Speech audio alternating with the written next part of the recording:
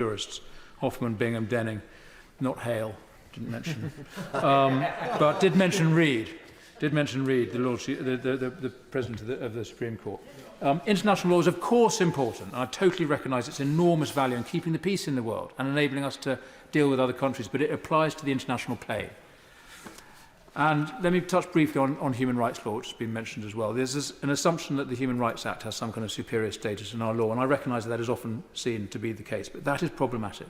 The rights and liberties of individuals, of citizens and of foreign nationals, whether they're legally or illegally here, those rights and liberties are properly protected by statute and case law. And let me finish by saying, Mr Deputy Speaker, I regret we've got an unsatisfactory bill. I can't undertake to support it tonight. I'd hope the government would agree to pull the bill and allow us to work with them and with colleagues across the House to produce a better bill, one that respects parliamentary sovereignty and also satisfies the very legitimate concerns of colleagues about vulnerable individuals. I think we could do better on safe and legal routes, for instance. We should be working together with other countries to design a system that respects the sovereignty of Parliament and the legitimate rule of independent nations.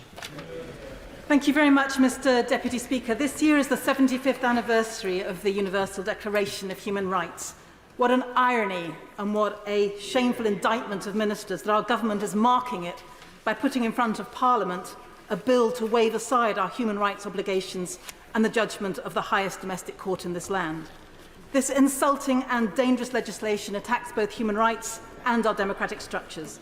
In doing so, it both demeans and disrespects the role the UK has played in helping to shape the international rules-based order, including its contribution to the drafting and early ratification of the European Convention on Human Rights in the aftermath of the horrors of World War II. On its very cover, this shameful bill has a statement that the government cannot say it complies with the UK's obligations under the ECHR, a terrible admission of this government's willingness to violate the principle that human rights are universal and belong to all of us by virtue of our humanity. Now, as others have noted, this bill overturns an authoritative, unanimous Supreme Court judgment based on extensive evidence and made just 3 weeks ago. Our highest domestic court ruled that by sending refugees to Rwanda, the UK could breach its obligations under the ECHR and other international laws such as the Refugee Convention, the UN Convention Against Torture, the UN International Covenant on Civil and Political Rights, as well as domestic law. In seeking to oust the jurisdiction of our domestic courts by forbidding them from making assessment of fact and disapplying the Human Rights Act, this bill is constitutionally exceptional and provocative. It explicitly disapplies multiple sections of that landmark act, including basic minimum standards that protect us all, leaving barely any room for judicial scrutiny. Courts would be barred from considering if removing an individual to Rwanda could result in removal to a country where they would face torture, inhuman or degrading treatment. What kind of government would want the courts to ignore that and undermine the separation of powers that are fundamental to UK democracy? Mr Deputy Speaker, this ugly bill also attacks interim measures, a vital human rights tool under international law, issued on exceptional basis in extreme circumstances where individuals face real risk of serious and irreversible harm. The bill both enables UK ministers to unilaterally decide whether the UK should comply with interim measures and also prohibits courts in the UK from having regard to them when considering any case relating to a removal decision to Rwanda.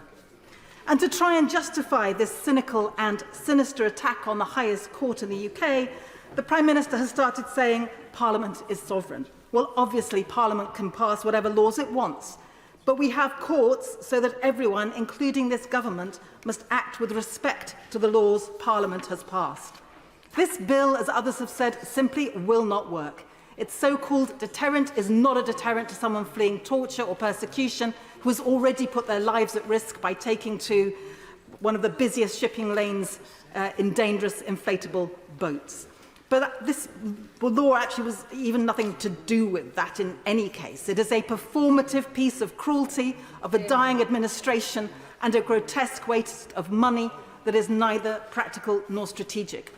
But most important of all, the outsourcing of our human rights obligations to a third country is downright immoral.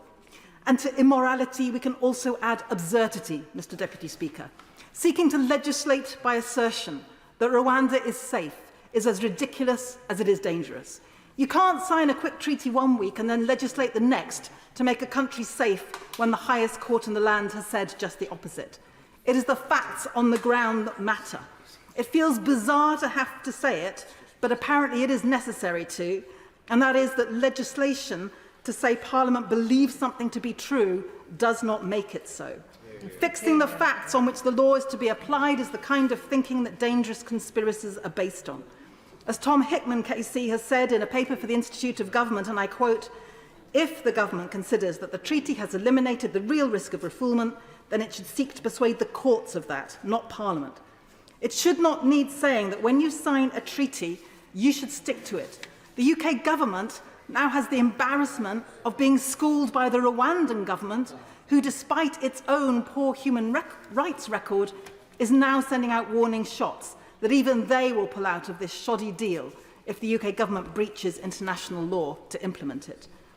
Mr Deputy Speaker, I will be voting against this bill tonight because there's no tweak or amendment that can improve something that is rotten to its core. The bill before us today is a doomed and draconian attempt to reassert the Prime Minister's fragile claim to a non-existent authority, but it has serious consequences and sets an extremely dangerous precedent. These are deeply dangerous times in this country, and they are made more dangerous by this government. We've already seen the suppression of the rights to strike, the right to protest, and other democratic principles and standards being seriously eroded. Now we have this flagrant attack on human rights, on our courts, and on the separation of powers in this country. Mr Deputy Speaker, I call upon this government to abandon its cruel, immoral and unworkable Rwanda plan and to re-establish the UK's good standing as a member of the ECHR and international community. Well said. Simon Felt. Speaker, I'll start by saying very simply that I'm not a massive fan of this policy. I don't suspect that's a great surprise to the former Home Secretary or indeed the former Immigration Minister. But nonetheless, I do think it is crucially important. We need a deterrence policy. Whether we have a workable one or not is what sits at the heart of this debate. As a member of the Home Affairs Committee, we've heard the message time and time again, whether it's from law enforcement, from officials on the front line, from ministers, from our friends and neighbours in Europe, that deterrence has to work hand in hand with a fair asylum system. The idea that the solution to this is simply opening up more safe and legal routes is for the birds. We need them, of course, but we also need a hard deterrence to prevent abuse of our asylum system. When this policy was first announced, French officials said to us on the committee that there was a spike in asylum claims in France because people feared what would happen to them if they made that irregular boat journey to France and ended up in another country. When the planes failed to take off, the spike in claims levelled off. We'd been to the beaches in Calais, we've spoken to asylum seekers in the camps near the coast, and as a committee we've spoken to our compatriots in Europe. It is very clear that countries across Europe, indeed across the globe, are casting around for a solution that we all face, for a challenge that we all face, Millions of people are on the move due to the effects of climate change and war, and we are not on our own here. And I gently suggest to friends and colleagues across this chamber who think that this is the government tilting at a particularly British windmill, that we are not. Versions of this scheme are being worked up across Europe, across the world. We need a rational asylum system, one that extends to help beyond schemes to Hong Kong residents, to people from Ukraine, Afghanistan and Syria, the schemes that we should be rightly proud of. We need one that extends to people who need genuine help. We need to erode our asylum backlog, and I give full credit to my right honourable friend for the work he put in doing just that. We need to place more work into inculcating citizenship for those who come here.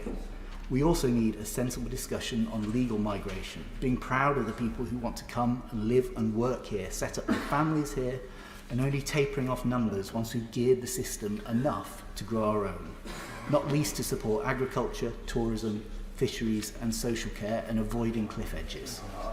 But I go back to the main point. We do also need a deterrent. One that stands up and says to the criminal gangs and the people traffickers that their trade will not work. That they can try and put people on boats across the channel, but those boats will be intercepted and that their journey will not end in Britain. Doing that will break the trade. Doing that will make the boats unviable. And it's a goal that we share across this chamber. The key issue that the Supreme Court raised was whether Rwanda was considered to be a safe country in processing asylum claims, and whether individuals sent there were at risk of refoulement. The court argued that they're at risk. The measures in the new treaty, including independent monitoring and the new appeals body with the Commonwealth National Co-President, should put these concerns to bed. The belt and braces approach that the government is taking is proportionate and consistent with the rule of law, going so far as it can, but no further within the bounds of our international treaty obligations. Not my words, but Lord Wolfson's words. Mr Deputy Speaker, I may dislike this policy and indeed the reality of where we find ourselves, but voting for this measure is the best route to stopping the boats, to saving lives, and to crushing the business model of the criminal gangs who are exploiting some of the most vulnerable people in the world. I will be supporting this bill tonight. Thank you very much. Tommy Shepherd. Thank you, Mr Deputy Speaker. I have been in this House on many occasions now when we have discussed migration, and it saddens me that every time we do so, the narrative from this side of the House is invariably negative and pejorative. Immigration is always couched as a problem to be dealt with rather than an opportunity to be embraced. And I long for the day when we can have a positive discussion about the fact that almost everywhere in history where people have moved from one country to another, it has been to the benefit of the country to which they go. And we can also have a positive discussion about fulfilling our international and humanitarian obligations to people seeking sanctuary in this world, particularly since the 200 years of imperial history of this country was, and it gives us a very great responsibility to many of those problems. Well said. And it saddens me, some of the remarks, he's not in his place, but the member for New York, I think, will come to regret some of the things he said when he talks about immigration being this great scourge and tries to suggest that any alternative to what he is suggesting will result in a tenfold increase in boats coming across the Channel. This is an attempt to weaponize and politicize a very sensitive subject for political gain, and it is, I think, very distressing indeed. If there is a problem with migration policy in this country, then it is a problem that is made by this Conservative government. Let me give 3 examples. The first would be the backlog, which rose to a shocking level of almost 100,000 people waiting to have their applications determined. That was a simple management failure of not deploying enough resources to do the job that was in front of them. Incontrovertible, in my view, that statement, because the evidence is there that when they did employ more people and more caseworkers, the numbers turned and began to come down. And today they have 2,500 caseworkers working on these cases and processing these claims. The money that they have already spent in this expensive Rwanda gimmick would pay for 3 times that number of caseworkers. Imagine what could be done with that capacity in dealing with this problem. The second thing is the hotels. I agree. Everybody agrees that this is completely unsatisfactory, that people who claim asylum in this country and want to make their case should be locked away for months on end in hotel accommodation that is not fit for their needs. It is a problem for the communities in which those hotels are located. It's also a problem for the people who are forced to be in that substandard and inadequate accommodation while their claims are processed. But it's a choice by the government to treat these people as guilty until proven innocent and to detain them in this way. An alternative way of doing it would be to look at a claim, and if a determination is made that it cannot be assessed within a number of days, then a temporary permit is granted to that applicant to allow them to remain in the country and to work whilst they are here. Now, what would happen? What would happen if that were the case? Well, what would happen is, first of all, the hotel bill would disappear, but more than that, people would seek the support of their families and friends and communities already in this country and of funded voluntary organisations at a much lesser cost to the taxpayer than is currently the case. And more than that, They would start doing work and paying tax in this country. And it's been suggested to me that if you did that, of course, well, people would just fall through the system because you wouldn't be able to control them. Well, I put it to the Home Office. There are 90,000 records you have already lost. So if people are allowed to work, I rather fear that the HMRC system might be rather better at us knowing where they are than the current regime which is there. And then the boats. People talk about disrupting the business plan. The business plan of the traffickers who use the boats was gifted to them by this government because you closed down the legal routes to come to this country, opening up these business opportunities. And the best way to get rid of them, would be to make sure that there is a system in place where anyone who wishes to apply for asylum in this country can do so, and their application is determined if efficaciously and swiftly a judgment is made, and it is either denied or they are accepted. And yet we talk about this as if everyone coming here in these boats was illegal and undeserving. Even on the latest figures, 3/4 of those applicants have been granted asylum because they have a legitimate claim. And Mr Deputy Speaker, on the Rwanda policy itself, I've referred to it as a gimmick, but let me just, in the seconds remaining, let me just deal with this point about deterrence. We know that the Rwanda scheme is going to make an infinitesimal contribution to this problem. We talk about maybe 100, maybe 200 places being available in Rwanda that people can be deported to.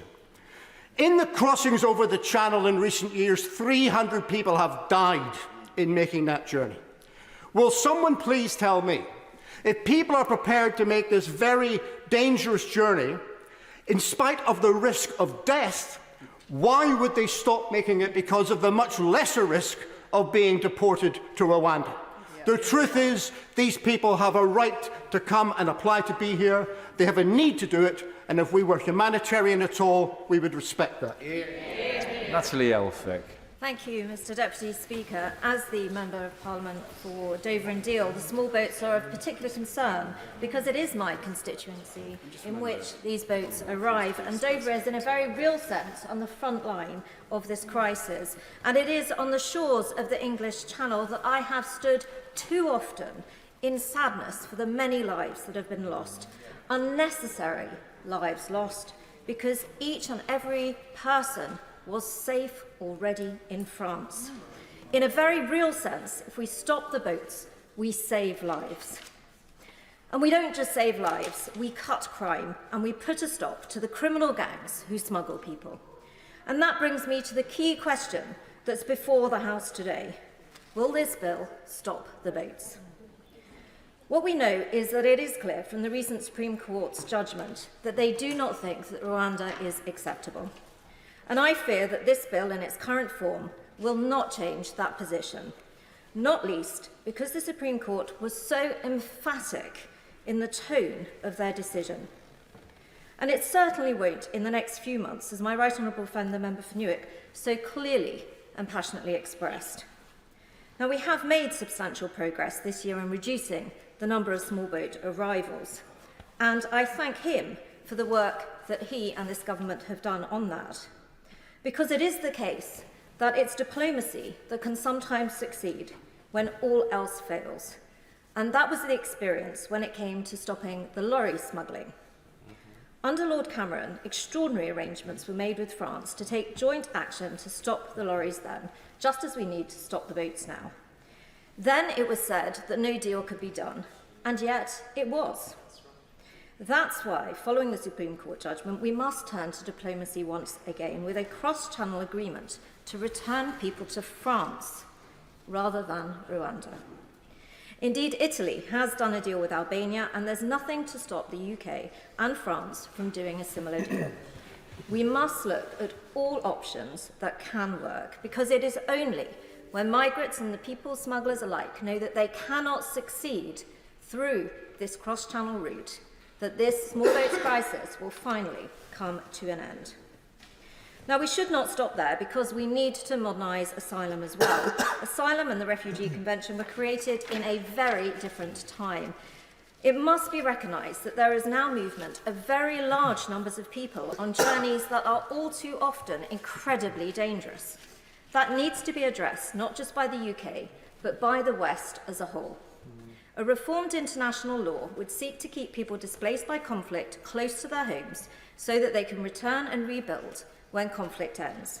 These changes would help control migration, prevent dangerous journeys, save lives, and keep safe vulnerable people who are impacted by wars and other circumstances in their homelands.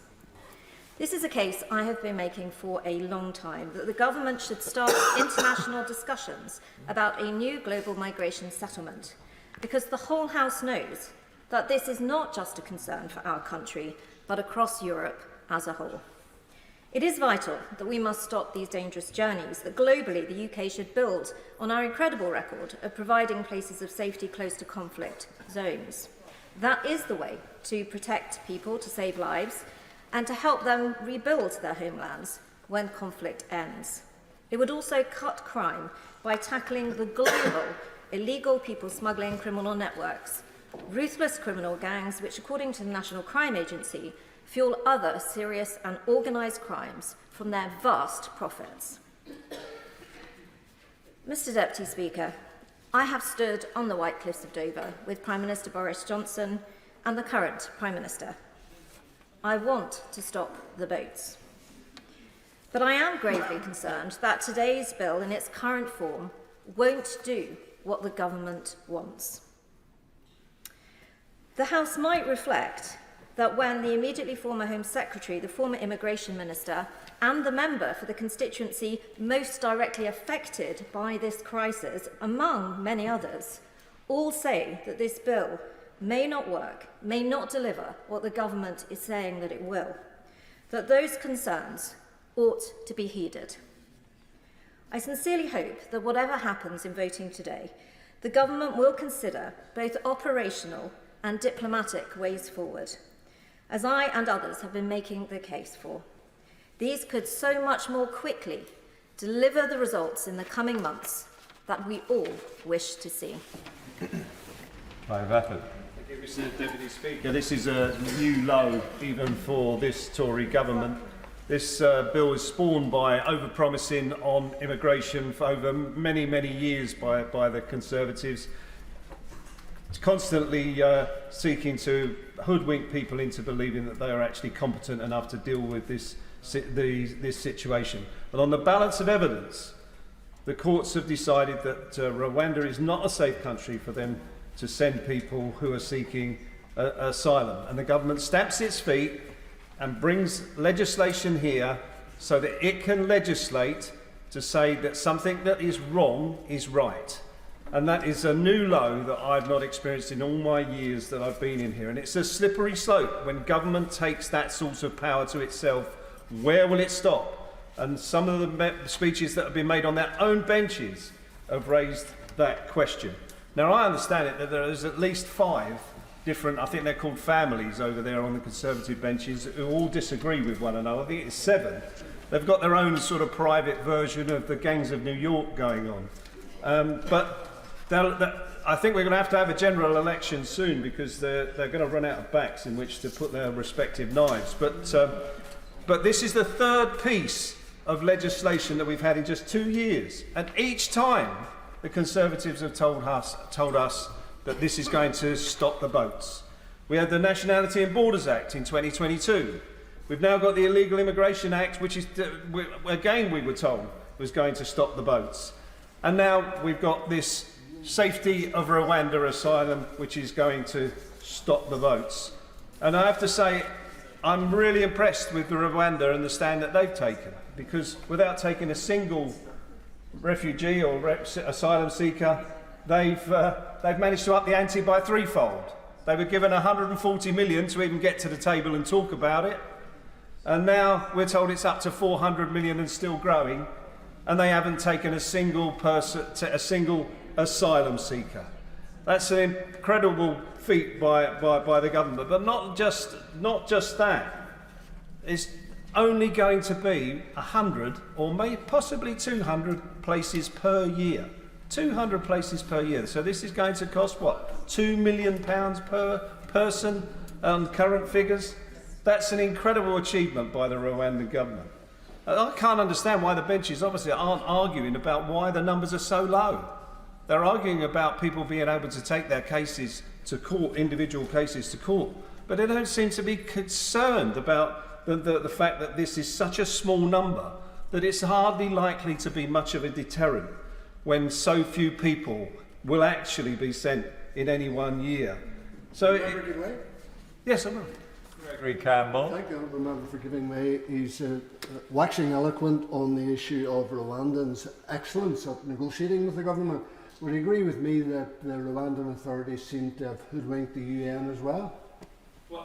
I won't go down that rabbit hole if the honourable member forgives me, but I think that they've done an incredible job. But furthermore, they've had to rein in the Conservatives, because they've had to say, we've also got international agreements, we've also got treaties and agreements with other countries that require us to abide by international laws and conventions. And if you, UK government, don't want to abide by them, we certainly do. So they've prevented the Conservatives, saved them from themselves almost, from going too far in terms of breaching international laws and international conventions. And so I've listened with interest to the speeches over there. That gangway has never seemed so wide. It seems to be the equivalent of the Berlin Wall for the left and right of the Conservative Party. But it does seem to me, standing here, listening to the speeches, that are completely irreconcilable in terms of those that want to defend the rule of law and the rights of individuals to seek their rights to be upheld in a court and to have a right to go to that court, and those that want to take that power away. And people have made it quite clear that they're not going to vote for legislation if it doesn't satisfy their requirements. But the two requirements are completely at opposite ends to one another and totally and utterly irreconcilable. So I don't understand, I don't see how the Prime Minister is going to resolve this conundrum. I think he has managed to clearly, from the expression on his face earlier on today, he's clearly managed to cobble together a coalition to get this bill through today, and he's confident about it. Yes, sir. Thank you very much for giving way. I'm very grateful for his reflections on the Conservative Party. What are his reflections on the Labour Party's policy or absence of one? Well, you see, so I hear this all the time from the Conservatives. The Labour they don't have a policy. Well, one, it would be nice if one of the policies that has been implemented by this government over the last few years actually worked. That would have been a revelation. That would have been a revelation. But what I would commend, a bit of silence over there. What I would commend the government for is the arrangement it's made with Albania. That's the sort of route we should be going down. They've stood at that dispatch box today, and we brought them the small boats crossings down by a third, and that is largely due to the agreement with Albania. And you can't dispute that. That is a fact. And so by being practical about it and dealing with things at source, you can actually resolve this problem. So dealing with the gangs and investing in dealing with the gangs, why is it? So they're all laughing over there. But the fact is that the convictions for people trafficking people across the channel are down by 30%. Perhaps you should take a look at yourselves and understand why this problem is existing. It's because of the sheer incompetence of the government opposite. The net immigration figures, 160,000 people were included in those net immigration figures because you failed to deal with their asylum cases within a year, and the National Office of Statistics included them in the figures. That is just sheer incompetence of this Conservative government. Incompetence in dealing with people's claims, incompetence in dealing with the boats and the illegal operations that are running those boats. It's the fault of the Conservative government from beginning to end, and this Rwanda scheme is doomed to fail, and it's just because of the rhetoric of the Conservative Party that have overpromised brought us to this point where we're having to legislate that black is white and that the Tories can have their own facts. Jackie Doyle-Price. Thank you, Mr Deputy Speaker. This Rwanda policy is just one tool in a suite of tools which is designed to deal with stopping the boats, and more importantly, to break the criminal gangs that profit from the hope of people who just want to have a better life. Now, last week, Essex Police secured the conviction of an 11th person following the smuggling of the 39 Vietnamese who perished in my, who were found perished in my constituency. That is on top of 18 people convicted in France as part of the same smuggling operation. 29 people have been convicted of trafficking as a result of that investigation. It proves that we can break those criminal gangs if we target our resource to them. And they're the real villains of this piece. They're the people that we should be focusing on. Now, I'm happy to support this bill tonight. I've never been an enthusiastic supporter of the Rwanda policy, but I recognise that we do need a whole suite of tools with which to stop this trade, and anything which would provide a deterrence is obviously something that's welcome. But I do think we have to be realistic. You know, if someone is prepared to get into a rickety inflatable boat to get across the channel, they're going to take considerable risk. And it will only ever be a small part of this. By far the most important ingredient we have are the returns agreements. I'm glad to see that the government are still putting these front and centre of all its efforts. But that's why I really question how we've got into this ridiculous place this week where these benchers are all falling out with each other over a small element of a bigger policy. It's completely stupid. The only people who benefit are the benchers opposite. For those people who are prepared to give them a victory tonight, well, good luck to you. That's great. But some of us are actually more intent on delivering the outcome, which is stopping the boats and breaking the criminal gangs who profit from other people's misery. So I hope that everybody really reflects on what they're going to do tonight. We should never let the best be the enemy of the good. Politics is the art of the possible. We pass this bill tonight. We are that bit closer to really tackling this problem. We don't, then actually we look a laughing stock because we've marched everyone up to the top of the hill only to back down again. So I just implore my colleagues, you may not feel it totally matches your ideology when you walk into that lobby, but this is actually going one step closer to delivering the outcome that we want, which is to save people's lives and make sure fewer people die crossing that channel. Sammy Wilson. Thank you, Mr Deputy Speaker. Can I first of all say that the objective of this bill is supported by our party and should be supported by all reasonable people across the United Kingdom. The issue of illegal immigration and the impact which it has had on communities across the United Kingdom, whether that's in terms of the pressure it puts on schools, the health service, housing, other public services, crime, and also, of course, the rewards which it gives to criminal gangs, means that there is a duty on this government to address this issue. The question is, does this bill actually do that? And we have heard many speeches here today, some people saying about the inadequacies, some people saying how important it is, and others saying, well, it's only really a political ploy anyway. The truth of the matter is, and I think that we have already seen similar bills being brought to this House, and despite bills of a similar nature being brought, and Rwanda being talked about, we have sent ministers and money but no migrants to Rwanda, because we have not learnt from the flaws in the previous bills. And the flaws that were in the previous bills still exist in this bill. They exist because the government is trying to get this balance between the lawyers who sit in that corner there and lecture us all about comity and responsibility and using powers responsibly. If they were using powers responsibly, the first thing they would do is live up to their manifesto commitment to deal with this problem. And secondly, pay heed to the people who are negatively impacted by illegal immigration. It's fine to talk in grand terms about the legal procedures and give us lectures on comedy and the balance between Parliament and the courts and everything else.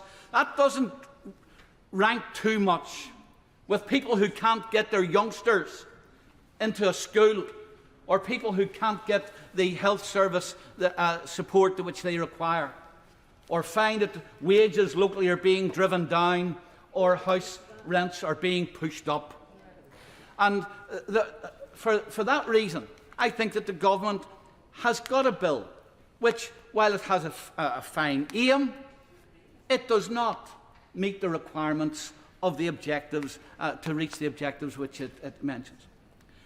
The one part which has been missing in all of this debate today is the impact which this bill is likely to have on Northern Ireland. Because Northern Ireland is different.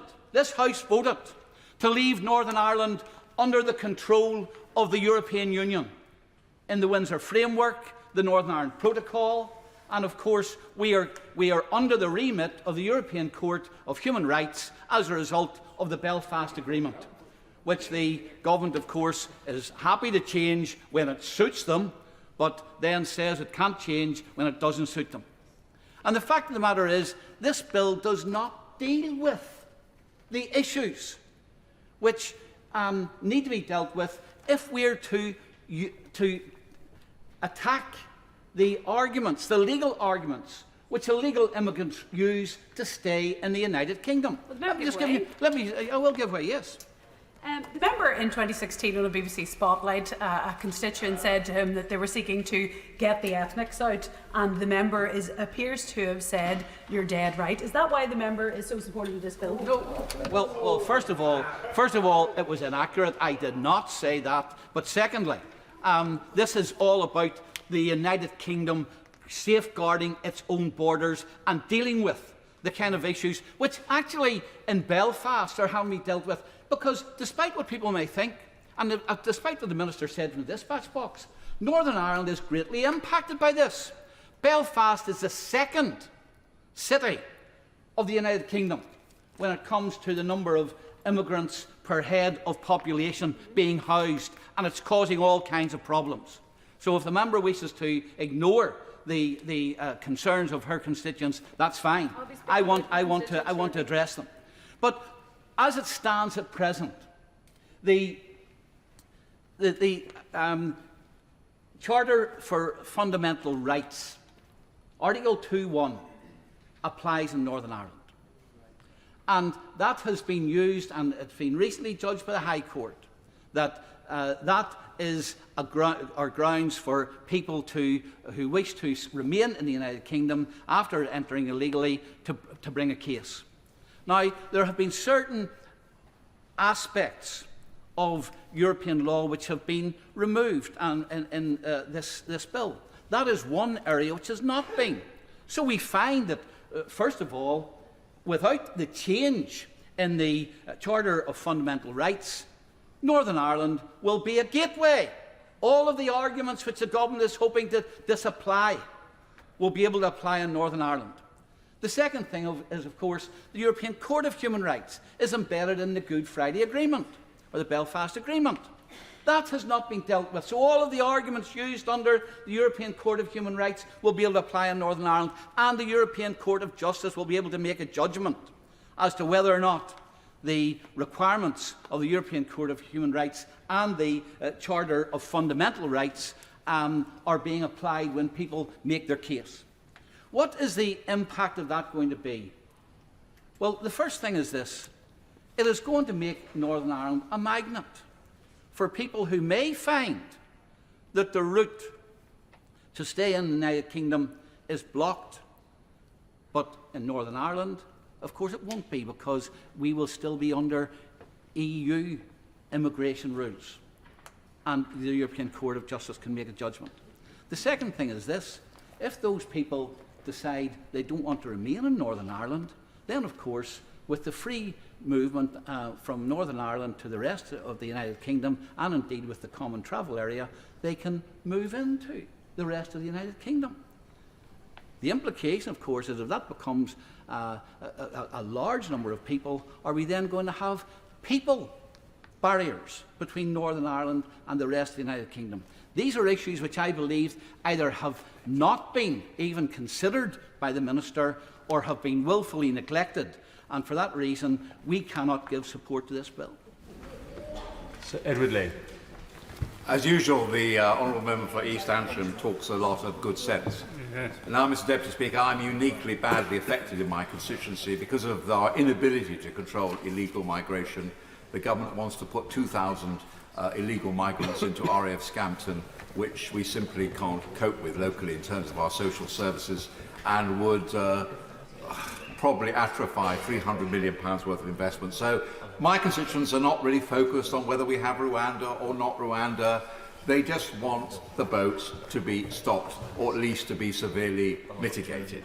And we've heard many criticisms and good knockabout stuff from the opposition, but the only solution that anybody in the world has come up with to stop illegal migration is either with pushback, which I agree in the Channel is uniquely difficult, or offshoring, and nothing works. And therefore we have to do something. The world is in such a perilous and parlous state that there is no end to the misery and the number of people who want to come here. I hear that we should speed up asylum applications, all very well, but the more you speed them up, the more people will come. I hear that we should do more on the beaches of France. I understand that. I don't understand why the French can't do more, but that's not going to stop them. The only thing that will work is what the government is trying to do. And it's so unfair. This morning, I mentioned the case of Mara Shabazz, a girl who was raped and abducted in Pakistan, still waiting to get here, a genuine asylum seeker. So many genuine asylum seekers can't get here because illegal migrants are abusing the system. There's nothing wrong with them individually. They're all nice young men. They just want to get a job. But if somebody comes and breaks into your house and decides to steal your stuff, the police turn up and they remove them and arrest them. But we are in an absurd situation where people are entering this country illegally, jumping the queue, putting their lives at risk, run by criminal gangs, and we are doing nothing about it. The public are just appalled. They can't understand what's going on. They don't understand why we're putting them in comfortable hotels or in comfortable former airmen's rooms. They don't know what's going on. They're paying for all this, and they want it to stop. Now, the Conservative Party, I hear of all these different groups. You know, a house divided is a house that's going to be destroyed. We have to work together. There's no other solution.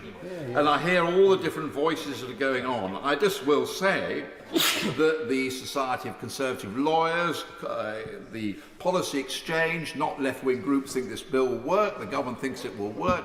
The ERG has some doubts. But we just have to work together to try and get this bill through, get it through Parliament as quickly as possible, get it through the Lords, and try and stop the boats.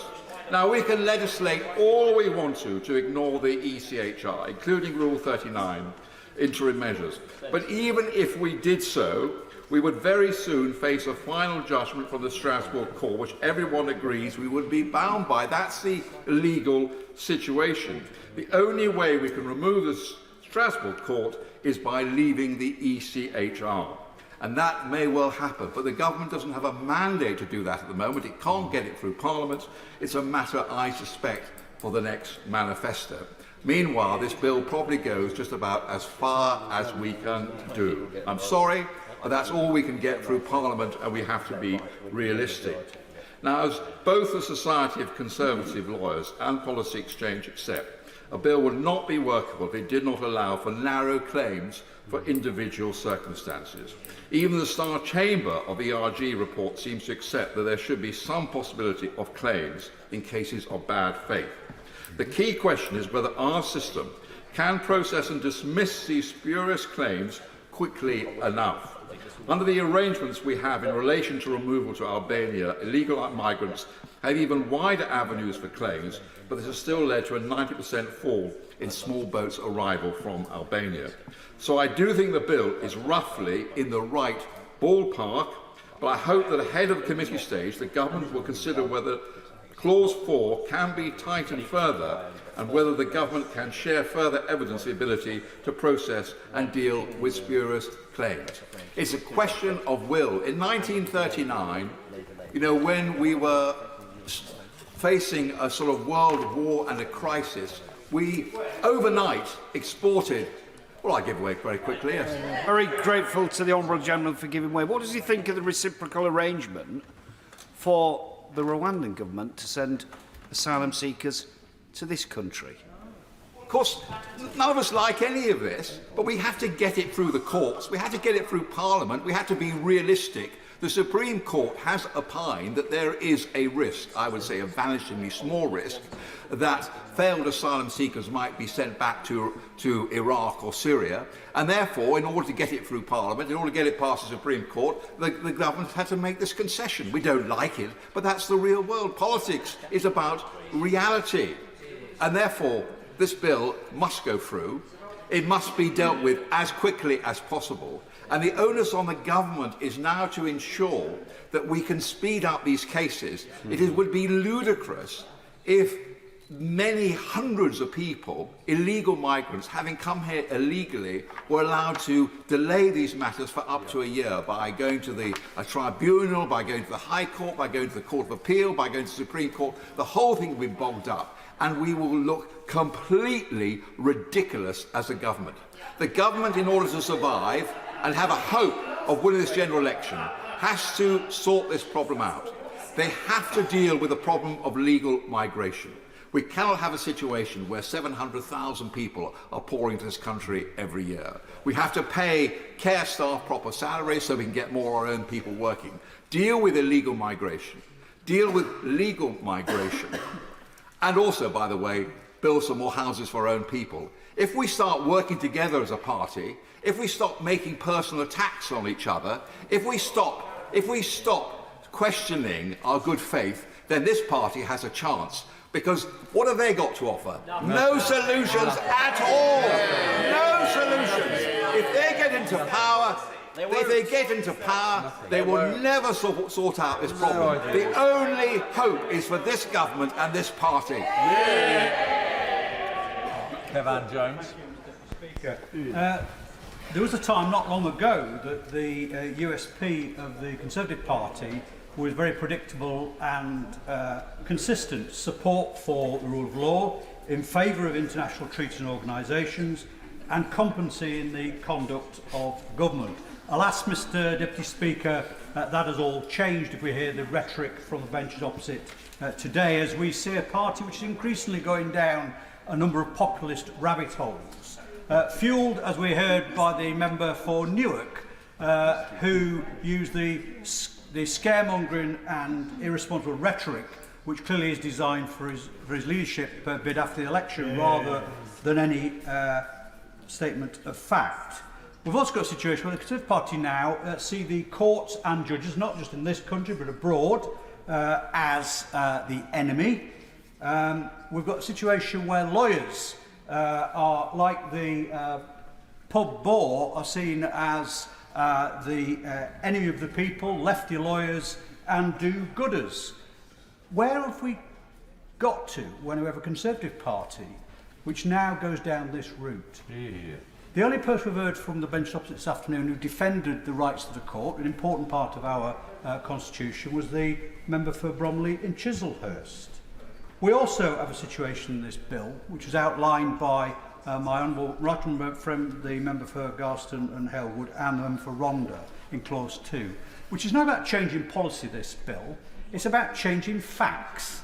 It's about saying that Rwanda will be a safe country, and as long as we accept that and get it through a parliamentary majority through this House, that is a fact. It's a little bit like saying the black cat is white, as long as you get it through Parliament, irrespective of what the evidence tells you that the cat is actually black. And that is very dangerous, Mr Deputy Speaker, because I think this leads to dictatorial parliamentary democracy. And we can have the facade of democracy, and it's damaged not just to our reputation, but I also agree with the right honourable member for Swindon South when he said it's all right the government party today arguing for these, but what happens if the boot is on the other foot and we have another government which puts things forward that they won't like? Now, the international treaties which we pride ourselves in were born out of the destruction and ashes of the Second World War. Today, they're being defended on the battlefields of Ukraine. And it saddens me to hear the Honourable Member for Gainsborough and others wishing to just throw away these conventions. Or like the member for Devizes, who wants to pick and mix which bit of the international treaties we should actually abide by. And it is a little ironic, as the member for Rwanda said, is that Rwanda is giving a nation such as of Great Britain a lesson in international law. My right friend, the member for Knowsley, said that the government is governing in slogans. Yes, he's right, but those slogans come with a cost. £300 million of taxpayers' money already wasted, possibly another £100 million to go, on a system which the Department's Home Permanent Secretary said will not work, and the money having to be signed off by ministerial order rather than by the civil servants. And is this the first try? No, my honourable friend, the member for Felton, said this is the third bite of the cherry in terms of trying to solve this problem. The member for Bournemouth West said we need to keep the faith and be straight with the public. Well, Mr Deputy Speaker, we do need to be straight with the public. This bill not only won't work, it will also damage the international reputation of this country. It will also end a situation where, yeah, expectations are raised, taxpayers' money is wasted, and it needs to be ditched, and that's why I'll be voting against it tonight. I look at the spectacle of the Conservative Party tearing itself apart with interest, like we all do. But that coalition, which is a Conservative Party, which I may disagree with myself politically, I have respect for some individuals in it. What's happening now is not good, I think, for our democracy. Sadly, the tired old nag, which is this government, will only be put out of its misery when we have a general election. Dr. Ben Spencer. Thank you, Mr Deputy Speaker. Our country finds itself in a very difficult situation, and the government rightly made a commitment to the public that we would both stem illegal immigration and protect our borders, while upholding our moral and legal duty to offer refuge to those fleeing violence or persecution. Our efforts to stop people dying in the Channel, to stop the criminal gangs, to stop the boats, have been opposed at every turn. Opposed by the party opposite, opposed through the legal system, and of course, opposed by the criminal gangs profiting from the dangerous and illegal routes.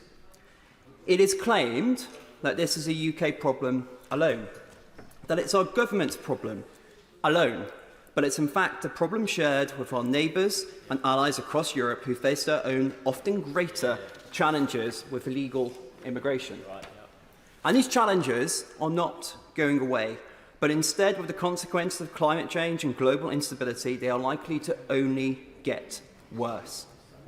Our approach to asylum needs to be fair, both to the asylum seekers themselves and our communities have opened their hearts and homes to those seeking refuge, but it must be through safe and legal routes. We cannot cede control of our borders to criminal gangs. We must tackle illegal immigration.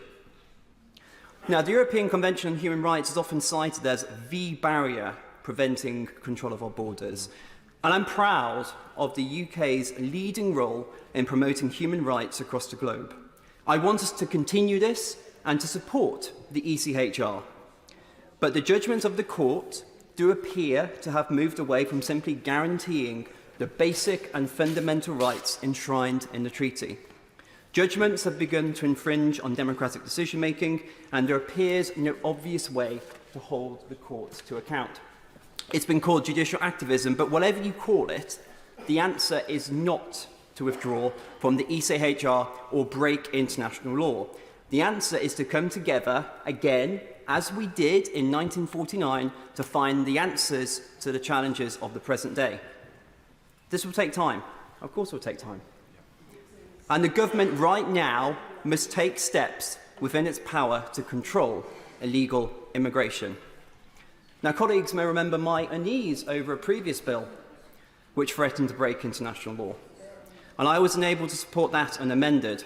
And had the same issues arisen here, my sentiment would be the same. But the difference here is that I've been assured that the bill as stands does not break international law.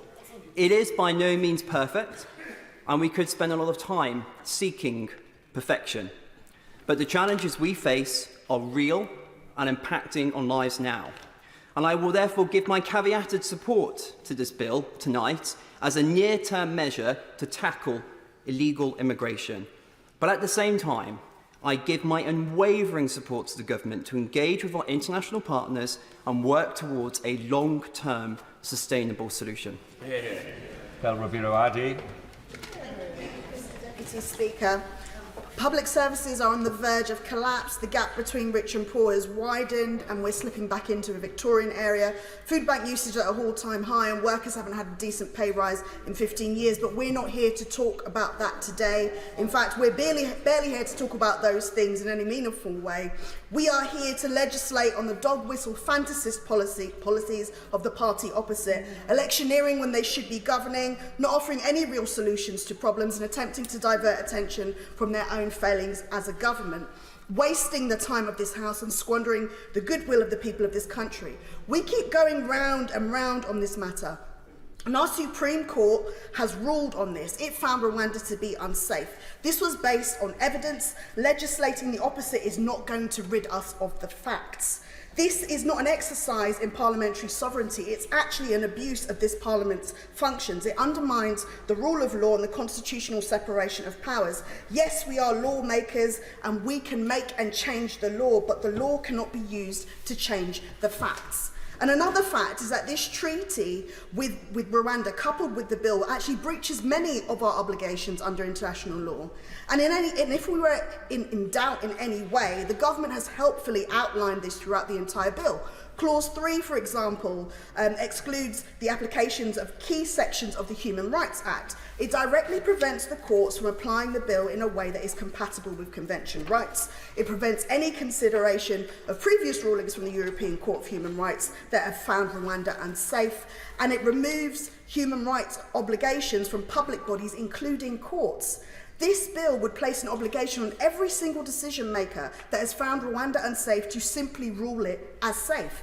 It restricts the court's ability to protect people at risk of harm, and it restricts individual legal protections. Does the government fully understand what this means? Do they see how far they have sunk? That they are so fanatic about this flawed policy that they would bar courts from considering the very reasons that Rwanda might be unsafe, stripping people of individual legal protections? From its very outset, Mr Deputy Speaker, this bill is ridiculous. Honourable members opposite would do well to note that there is no more empire. International law is not whatever we say it is. It's comprised of agreements and treaties adopted by members of this House. To dismiss these as the rules of foreign courts is as irresponsible as it is untrue. We signed up to these solemn and binding rules, so this bill actually risks our international reputation and it makes us hypocrites. How dare we condemn other countries that do not uphold international law, and how dare we preach to them when we would undermine the rule of law? But this government doesn't really care for that. It cares more for the squabbles of its own party than our standing as a country. If this government were actually serious about resolving the issues surrounding small boats, they would actually do more to target people traffickers. They would provide safe and legal routes. People do not take these perilous journeys for fun. They are often fleeing some of the worst persecution. They are some of the most vulnerable people in the world, not the party opposite scapegoats. It's already been said today, but those who seek asylum from countries like Ukraine and Hong Kong don't have to come by unconventional means because the government has given them the ability to do so. So the government needs to stop misleading the public with its use of the word illegal, because seeking asylum in this country is not illegal. It's not against any of our laws, domestic or international, and it is the government that has exacerbated the asylum system, not the vulnerable people that are seeking asylum. And we know this because the vast majority of claims are justified.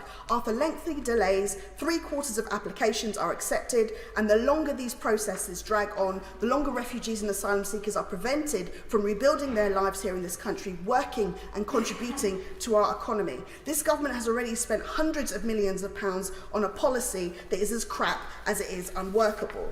And there is nothing... He started it. And there is nothing more telling than the fact that the Secretary of State has been unable to make a Section 19 statement. He could not say that this bill was compatible with the Convention on Human Rights. The Home Secretary means to take us all for fools. For the second time this year, he cannot say that his plans for removing asylum seekers to Rwanda will not break international law. The Rwandan government have been very clear. They have said they will not continue with this deal if it does not meet the highest standards of international law. This bill does not do this. This government is wasting our time. This is not going to work. And I'm not even sure it was meant to. Mr Deputy Speaker, I'm sick and tired of being dragged through this House to approve legislation that does nothing to improve the lives of my constituents or uphold the values of our society. This bill should simply not be allowed to go any further. Thank you.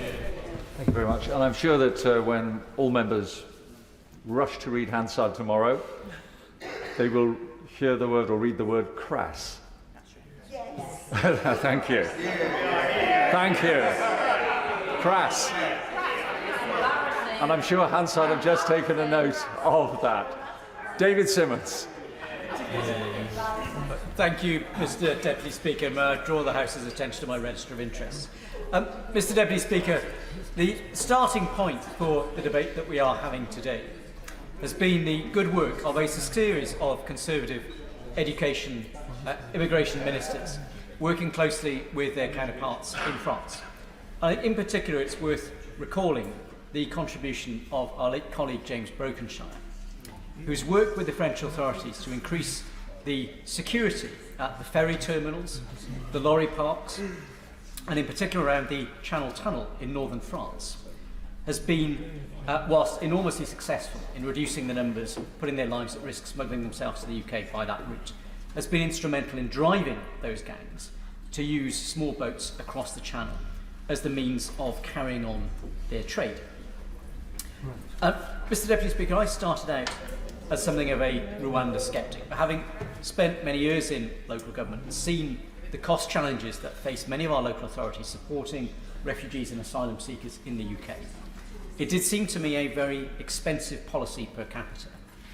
But having had the opportunity to reflect both on the visits I placed to the jungle in Calais in 2016, before the security measures were put in place, and what I've heard from our agencies, including both the French and the UK agencies operating against the gangs in France, and from some of those migrants themselves waiting to cross the channel, it seems very clear to me that this is a policy which has, as part of the wider range of measures, great utility in acting as a deterrent. It will not by any means apply to everybody, and we know people will continue to come to the UK, including as they've done to the local authority in which I served, through the routes into Heathrow Airport. But a measure that helps address the particular unique circumstances that we face in the English Channel is absolutely essential. And it seems to me that this Rwanda policy and the bill set out today has enormous utility in addressing the risks that people are putting themselves to and the profits that those criminal gangs have continued to make. And Mr Deputy Speaker, a great deal of the debate has focused around the detail of the legalities of this bill. And it certainly seems to me an enormous improvement in where we've been previously, and reflects the judgment of the Supreme Court in saying the key concern that needs to be satisfied is that anybody who is sent to Rwanda as a result of this policy needs to have sufficient safeguards on their human rights, that we can be confident in particular that they would not be moved on to another country where those human rights would be abused. And that replicates the agreements that we have in respect of deportations to many other countries, and also upholds the standards that we would see from the United Nations, the European Union, from countries like Austria and Germany, which are already exploring with Rwanda and others similar arrangements in order to address their like concerns about the impact of high levels of uncontrolled migration across Europe and elsewhere. And I reflect on the fact that I am receiving a great deal of lobbying from leading figures in my local authorities who are enormously concerned that the cumulative cost of accommodating large numbers of people who've arrived in a fairly short space of time means that we are struggling to ensure that access to housing access to education, access to other important public services is maintained to the standard that we would wish to. And that in that context, dealing with those who, as a number of members have highlighted, have effectively jumped the queue, rather than those who have played fair, who followed the correct process, who come here because of their connections to the UK, represents an unfair loss of public money for that purpose. And it seems to me also that whilst this bill is not perfect, set alongside the work that's been done by a number of ministers to improve decision making in the Home Office, the arrangements that have been made working with local authorities through things like the National Resettlement Scheme for refugee children, which has led to the fairly seamless now accommodation of more than double the number of unaccompanied asylum-seeking children in the UK, that's seen additional local authority areas volunteering to become dispersal areas for asylum seekers and to take part in resettlement schemes compared to where we've been before. And the continued contribution that foreign students, 600,000 of whom we committed to bring to this country in our election manifesto of 2019, the contribution that they continue to make to our economy, which now represents a foreign currency earner larger than our oil and gas industry. So that demonstrates a migration and immigration policy that in the round continues to serve the interests of the British people. And I'd just like to finish on this question, Mr Deputy Speaker. We've heard a great deal of criticism of the policy and challenges back in particular to those who aspire to form a government about what their policy would be. A key issue which I've not yet heard addressed in the point that's made about a new unit with maybe 1,000 staff to act as a returns unit. If a negotiated agreement of this nature with this legal basis with Rwanda is not sufficient, then I think it is incumbent on the party opposite to answer which other countries are they seeking to negotiate those agreements with? To what extent have those agreements been reached? Because if returns agreements are the key policy that the Labour Party wishes to have as a point of difference, then it is clear at the moment that that emperor very much has no clothes. Ms Savile Roberts. Let's not beat around the bush here. This bill is in retaliation. It is a crass payback, if you like, to the Supreme Court decision on the 15th of November that the government's Rwanda asylum plan was unlawful. This sets a dangerous precedent. It undermines the democratic contracts of the state while undermining what constitutes the truth. Declaring something to be true doesn't make it fact. Evidently, this bill also undermines the UK's international treaties and conventions, including, of course, the European Convention on Human Rights, with which the Home Secretary has stated that this bill may not comply. Sections 2, 3 and 6 through to 9 of the Human Rights Act 1998 are also disapplied. The UK government then acts hypocritically, requiring the Rwandan government to abide by the standards of international law while disapplying them itself. This bill does reputational damage to the UK at home and abroad. The government may say that others have set a precedent for this bill. This argument is flimsy.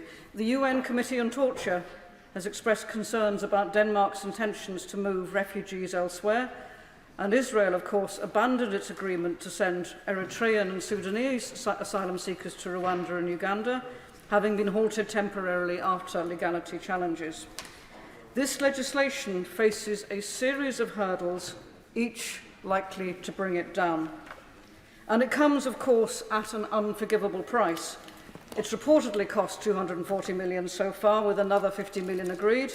And then we heard from the Secretary of State that it's another $50 million and then yet another $50 million on top. It is in no way possible to justify this in the state of cost of living crisis which we face. And no matter what the UK government believes, Rwanda has been proven not to be a safe country for those people seeking asylum. The bill fails to address key issues raised by the Supreme Court, including that of human rights issues. Refugees have historically been ill-treated after expressing criticism of the government, with new provisions such as the appeal body untested. 15 Rwandan nationals have been granted protection since 2020, with this bill excluding Rwanda nationals from its scope. How is this compatible with any definition of a safe country? And under this bill, anyone who arrives in the UK without a legitimate visa and has travelled via a safe country would be subject to removal. But what about those people fleeing conflict zones unable to access documents such as passports and visas as embassies close down? What about the many Afghan men and women who were a crucial resource to the UK government, left stranded and in peril?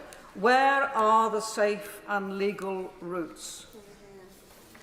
This bill, of course, is an affront to Plaid Cymru's values and Wales's aim of being a true nation of sanctuary. We are proud to be on the side of equality, wanting every single person to have the same opportunities and the same access to justice, resources and services.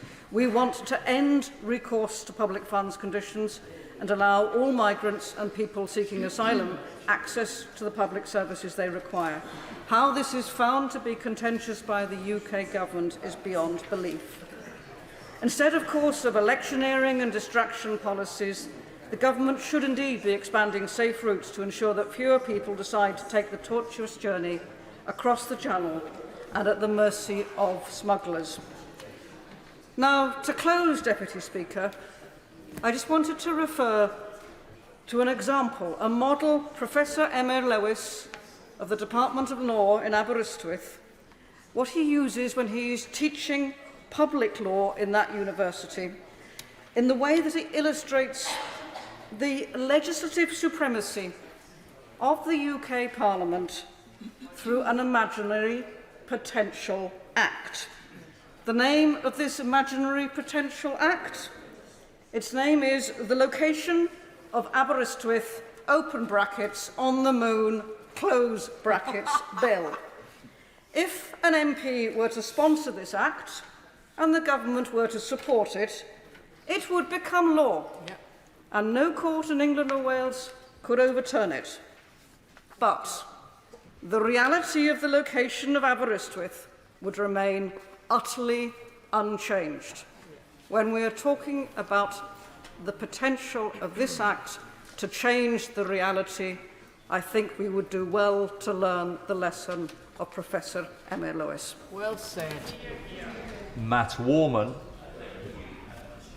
Mr Speaker, this bill tackles an issue that is vital to many of our constituents. We all know how important numbers of legal migration and amounts of illegal migration are. I know from my own constituency, a constituency that is generous and kind, but there are real tensions when 5 hotels are used for illegal migration in a town like Skegness. There is no justification for that position, and the residents being put in it are rightly angry. When we get issues such as this wrong, we strain the social fabric of our country, and the government has a duty not just to try and tackle it, but to strain every sinew to try and tackle it. So I welcome, perhaps surprisingly even to myself, I welcome how far this bill goes.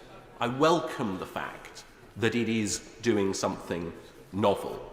But I am uncomfortable in that position, because what this bill does is to go up to the line of international law. And international law is important, Mr Deputy Speaker, not because of some sentimental approach about what it means, or even the fact that Britain was involved in writing some of it. It's important for 2 reasons to me. One, because it is the foundation upon which we are able to do the deals with other countries, for instance, Albania, France, Italy, that allow us to tackle illegal migration. Because Rwanda cannot be the only thing that we do. Rwanda has to be, if it is to happen, a part of a meaningful package of measures. And if we go so far in one direction to try and ensure that flights to Rwanda take off, we will knock out other important parts of the deal that we need to do. So we need to be very careful about walking a tightrope, because when I say that I am uncomfortable on that tightrope, I think Others are uncomfortable for a very different reason. But that is what successful compromise on all sides looks like. If we try and go further, the risk is not just that we undermine our whole approach to tackling this issue with a multi-pronged approach. It also risks simply undermining Britain's whole standing in the world. So we'll have a policy that won't work and a country that is less than where we started. No one in this House, I think, wants that. And there is, to use the phrase that's been around so much recently, the simple risk that we make the perfect the enemy of the good.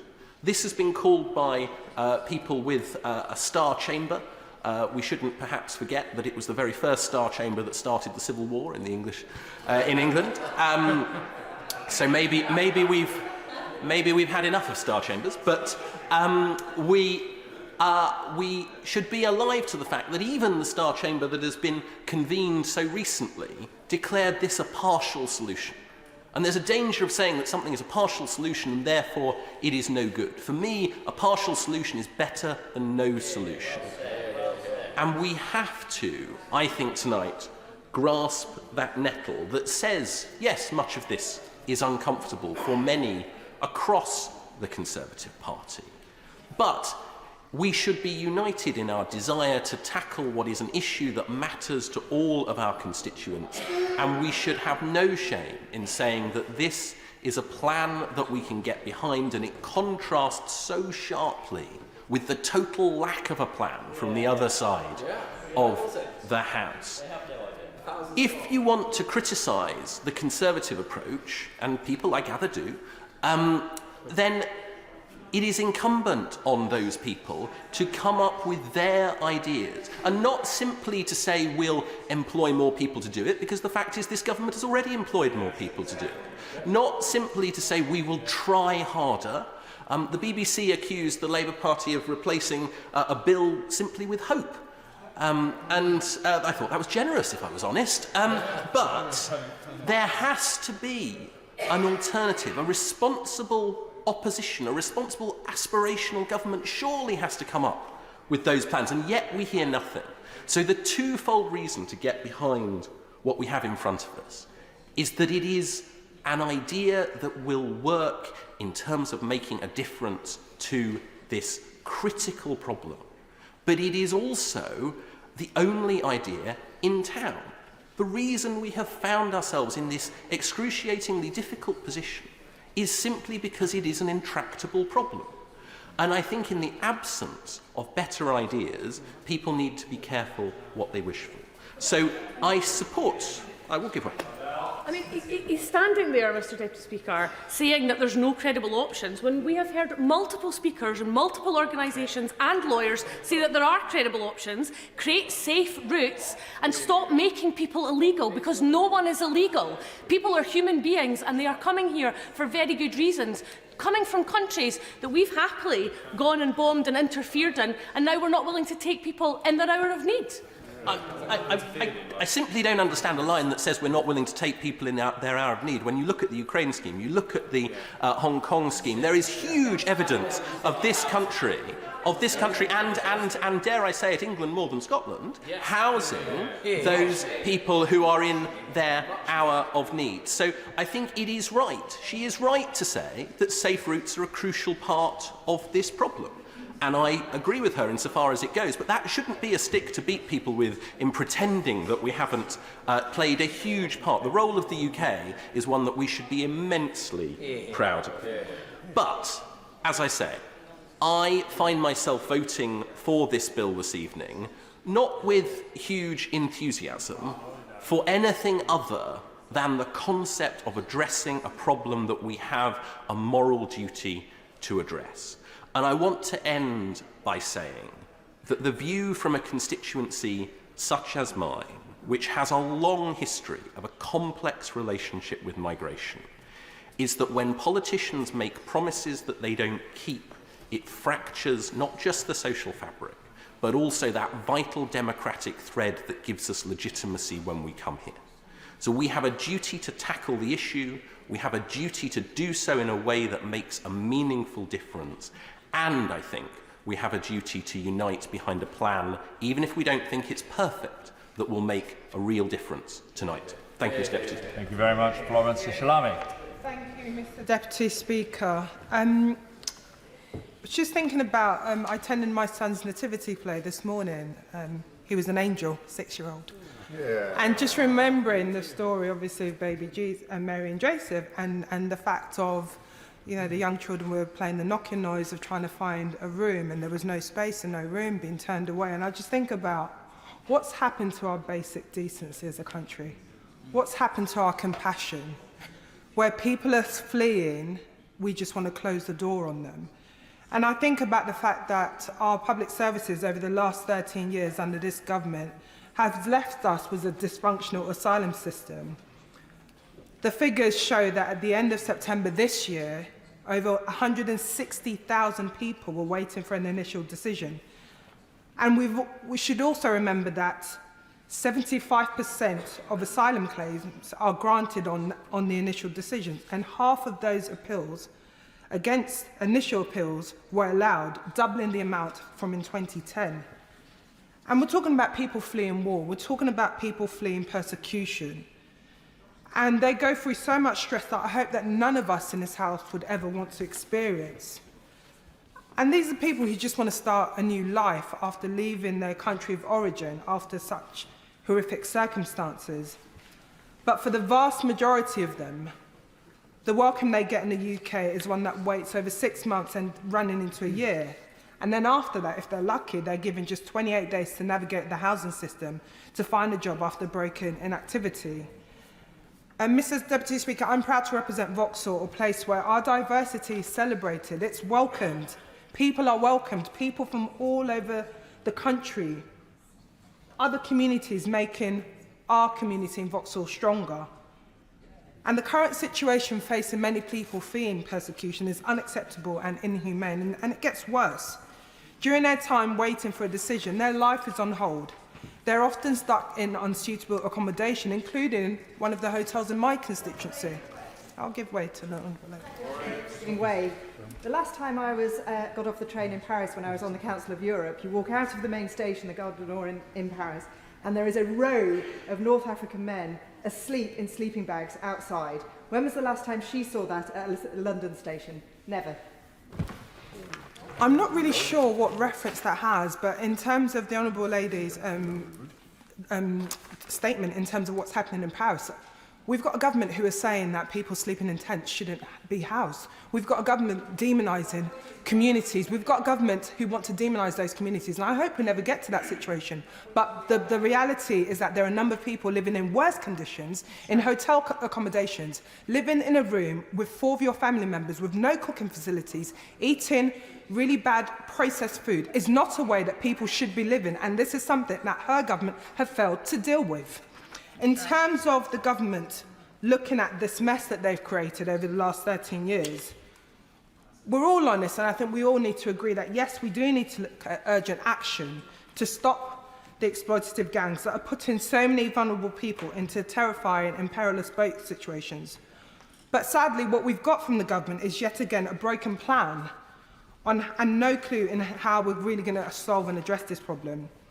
And Mr Deputy Speaker, there are 2 reasons why I can't support this bill today. I think the first is going back to the simple waste of taxpayers' money towards achieving the government's goal. Under this scheme, 300 million of public money has been spent without a single asylum seeker being sent to Rwanda. That's £300 million of public money that's been spent on achieving nothing. That money could be spent in our schools, in our hospitals, or towards properly tackling down on the criminal smuggler gangs that facilitate dangerous crossings at source. But instead, we get a scheme that's failing and risks breaking our international obligations and diminishing our standing in the world. And I think that's why members should think hard about supporting this bill. Think about how much that money could do in all our respective constituencies. The UK government's own guidance on Rwanda says LGBT individuals can experience discrimination and abuse, including from local authorities. Now, Mr Deputy Speaker, we must be aware of the number of refugees who flee their country of origin because of the persecution on the grounds of political repression and sexuality. My Vauxhall constituency is a proud LGBT-friendly place, and I'll always stand up to protect communities from the global persecution they face. Earlier this year at UK Black Pride, I met with African Rainbow Family, a charity that helps and supports LGBTQI people from African and BME backgrounds. And they spoke about the difficulties they've had and their members have had with navigating the Home Office system. They spoke about the long waits in terms of people waiting for their asylum claims. They spoke about the fact that they feel that continuously they've been persecuted, and that's coming from the top of this government. So we should be really worried and concerned that we are seeing a bill that wishes for us to not respect our international treaties and our obligations, but yet demonising and othering people. That should not be happening in 2023. And we see a bill that has no sign of being effective at its main aim to deter the Channel crossings. This bill pleases no one and does nothing to help solve the problems in our asylum system. Instead, we should be looking at how we can work with our international partners and our community to address some of the humanitarian crises that are the key cause of people fleeing their homes in the first instance. We should look at how we can work with those communities so people don't need to flee their homes in the first instance. We should look at how we can spend money to tackle a serious plan to crack down on the criminal gangs and clear the massive backlog in our asylum system. We've all sat on those MP surgeries raising cases, and I see the right honourable member in the front. He was very helpful when he was immigration minister. Sitting down, raising those cases that have been there before I was elected 4 years ago, cases that people who are still waiting for an answer from the Home Office. That's what we should be doing. So I urge the government to withdraw this bill and look at other ways to help people. Nick Fletcher. Thank you, Mr Deputy Speaker. I've said it before and I'll say it again. Doncaster is full. Now, I often get challenged, I often get challenged as a Christian when I say Doncaster is full. But I don't think it's very Christian putting people in boats that are going to, obviously, sadly, sometimes fall. I don't think it's Christian promising people a life in this country when we don't have the services for them.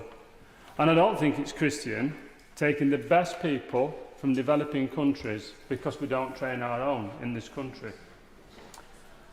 I don't think it's Christian when my constituents are having to put up with immigration at the levels that they are.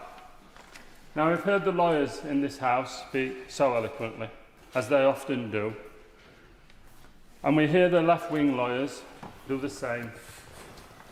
But the lawyers in this place, at least they are probably trying to help, at least on this side of the House.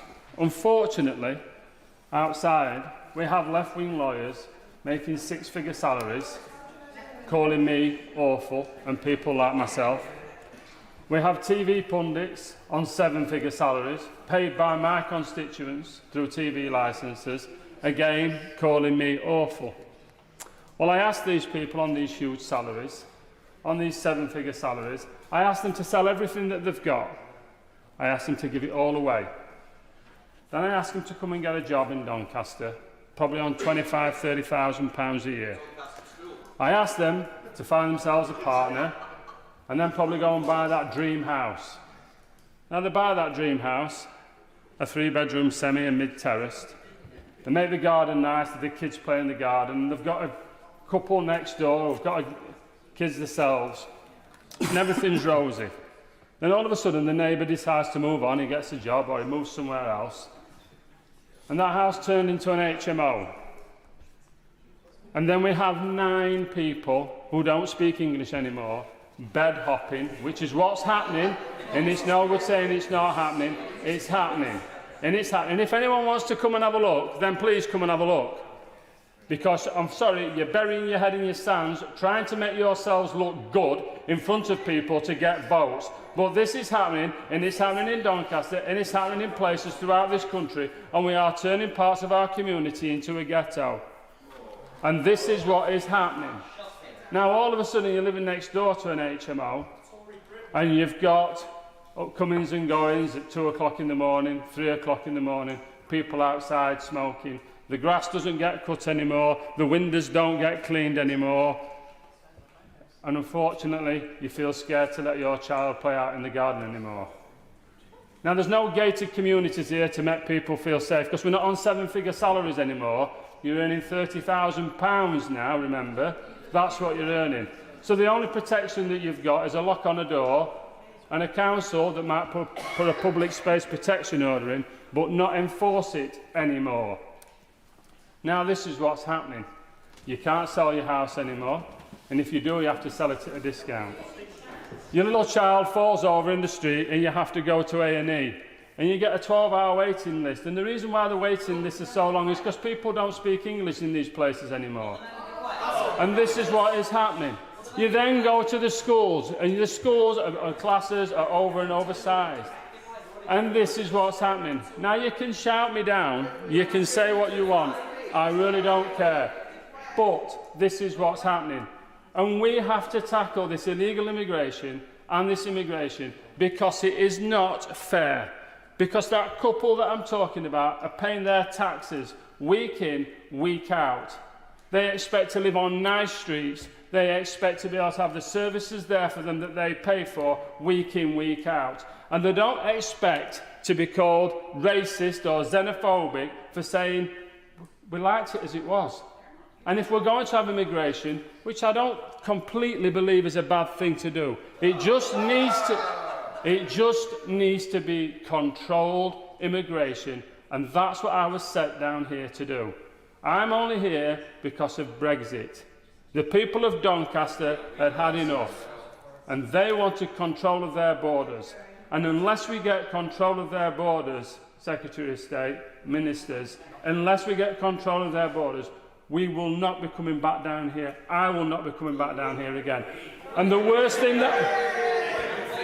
And you might cheer, but the people of Doncaster are not cheering because it's the first time they've had a Conservative MP to hold the Socialist Labour Council to account, who've been left to get away with murder for the last 60 years. It is absolutely atrocious. And so, I will back this bill. I will back it today. But we've got friends on this side of the House who want this bill stronger. And I'm going to work with them. I'm hopefully going to work with you. Because we must make this work. We have to stop the boats. It's what the Prime Minister has said, and I will back him until we don't. We must stop the boats. Thank you. Joanna Cherry. Thank you, Mr Deputy Speaker. I feel like I've been sucked back in time to listen to Enoch Powell's Rivers of Blood speech again. I represent a multicultural constituency in Edinburgh South West with many immigrants, many asylum seekers, many refugees. And I can tell you that my constituents don't support this bill. I was stopped in the street by all sorts of people at the weekend telling me that they hoped I would make a speech against this bill because they find it repugnant. And the member who's just spoken perhaps needs to inform his constituents that the reason they live in the sort of conditions he describes and the reason they have such low wages is not because of immigration, but because of more than 10 years of Tory government. But anyway, Mr Deputy Speaker, what I intend to focus upon is the law, not as a lefty lawyer, but as somebody who tries to look like lawyers are bound to do, look dispassionately at the law. And if you listen to the public debate, in the media anyway, about this bill, you could be forgiven for thinking that the debate about the legality of the bill was confined to the competing tribes within the Conservative Party. Fortunately, it's not. And there are sources of advice independent of the government and independent of their querulous backbenchers. And it's on them that I want to focus. In particular, the Joint Committee on Human Rights, the chair this morning, published a briefing based on the independent legal advice which has been given to the committee. That's independent legal advice to the committee for the benefit of all members of Parliament and peers. And that's why it's been published.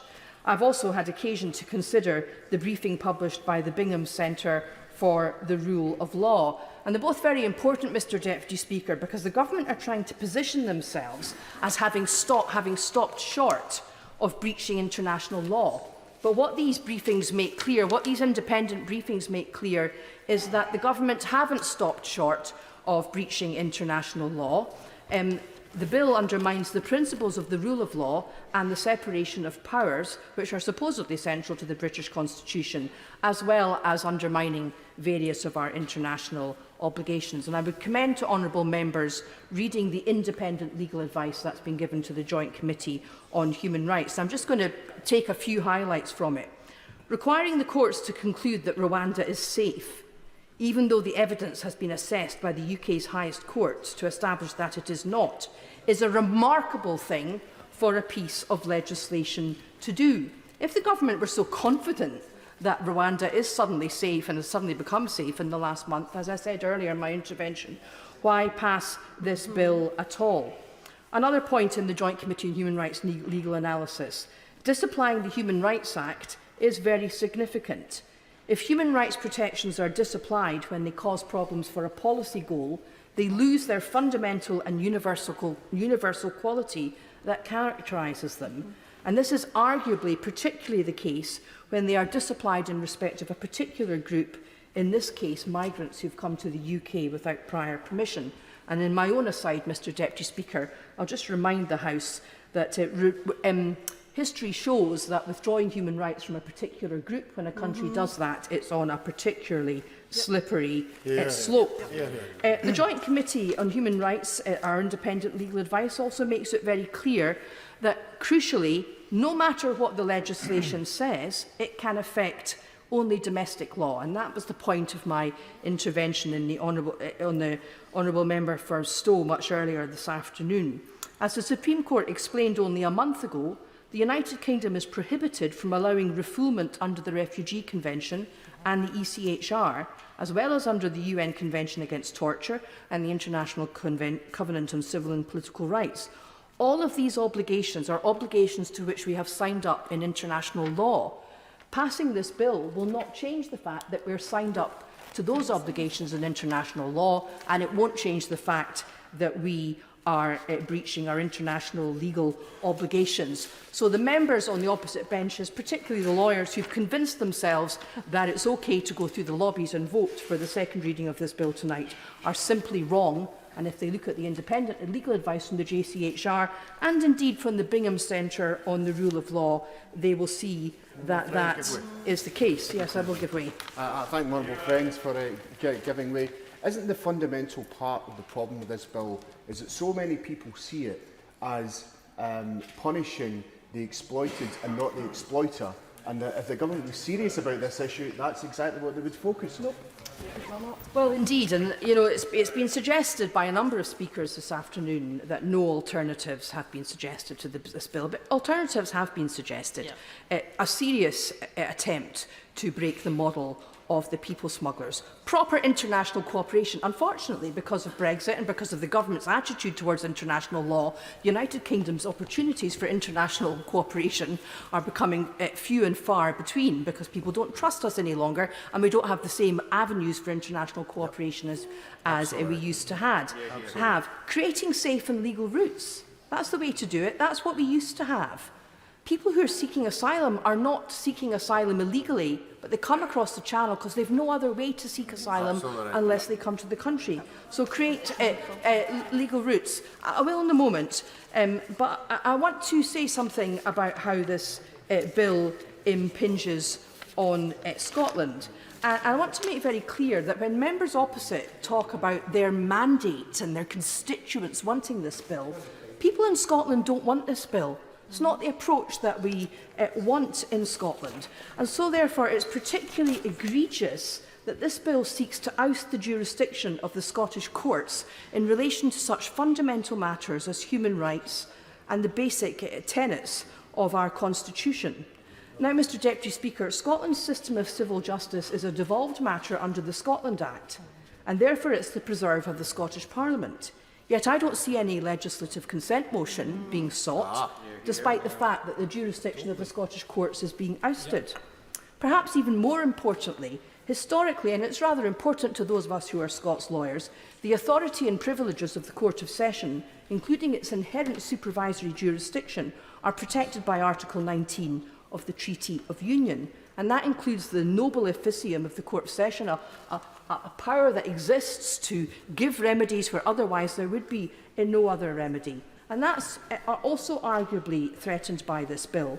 Now, I know the government's not terribly interested in Scotland, but I do wonder whether the government's applied its mind to whether there should have been a legislative consent motion here, and to whether this legislation is in breach of the Treaty of Union by ousting the jurisdiction of the Scottish courts. And I see the Minister looking at his notes. I'd be particularly interested to hear him answer those points in his sum up. Thank you. James Daly. Much, Mr Deputy Speaker, and I think after some of the contributions I must make reference to my Register of Members' interest as a lawyer, as a solicitor of nearly 20 years. And the one thing that has happened on every day of my working life through those 20 years is that every lawyer I've met disagrees with every other lawyer about the issue that's in front of them.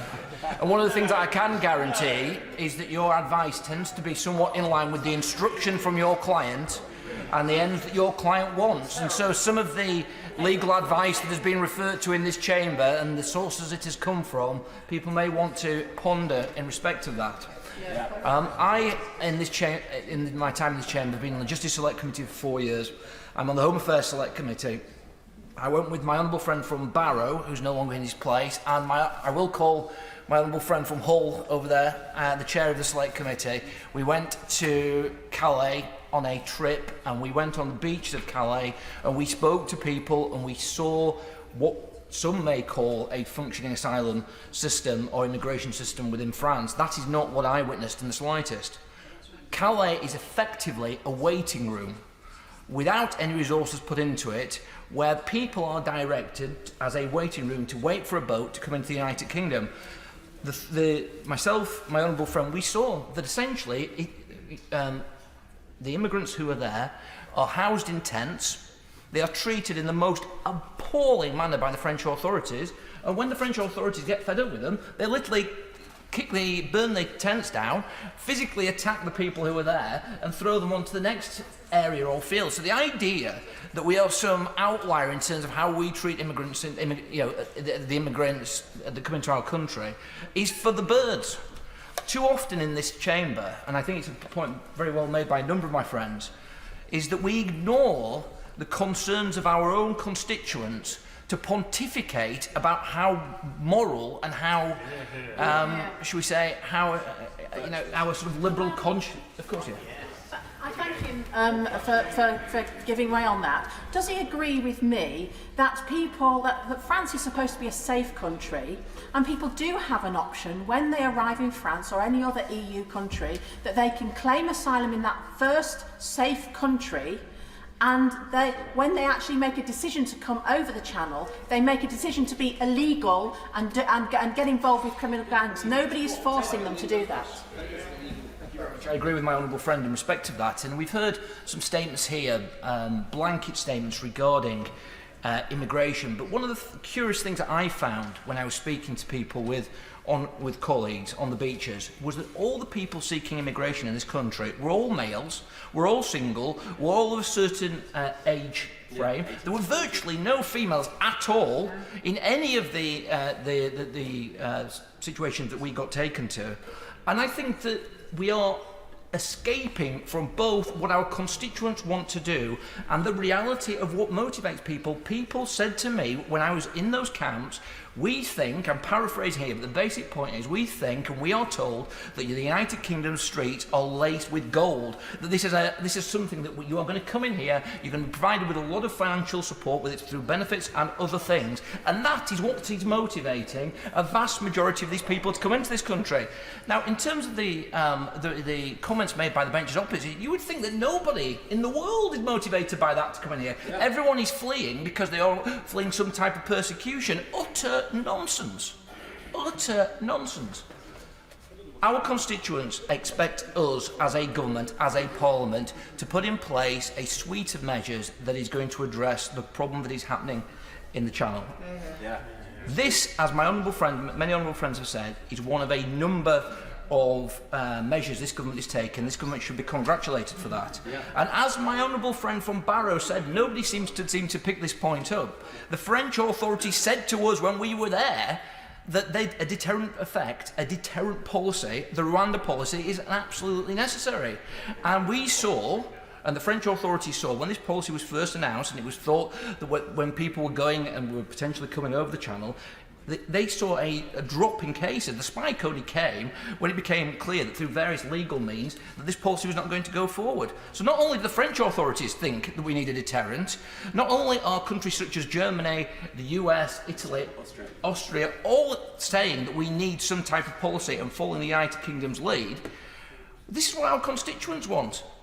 We cannot have a situation where we cannot house people, where people cannot get doctor's appointments, where people can't afford a house. We can't have a situation where we have, and this may be acceptable to honourable members up to, where we have in our prison system 10,000 foreign national offenders in our prison system. We have to take measures which reflect the will of the people, not the will of middle-class liberal consciences, which are essentially, sometimes I feel like it is more important, I think, for some to moralise than to actually be concerned about what motivates their constituents and what we should be doing in this place. In terms of the objections that I've heard to this bill, I've heard two set out, and the two ones are one in relation to Section 39 injunctions, and I would ask my honourable friend a point in respect to that, because I agree completely with my honourable friend from Devon West and Tory.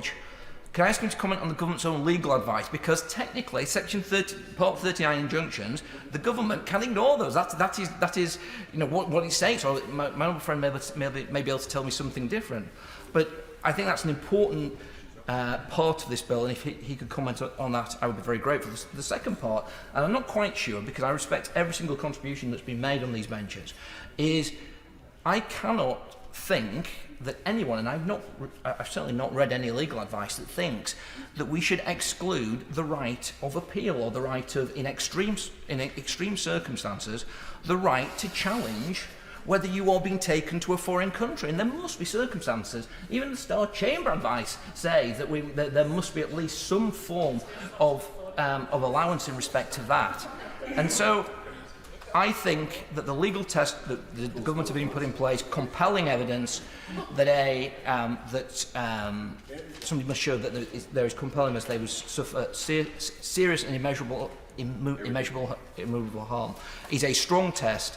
I think it is going to address both legally and practically everything that our constituents want us to do. This is a good policy.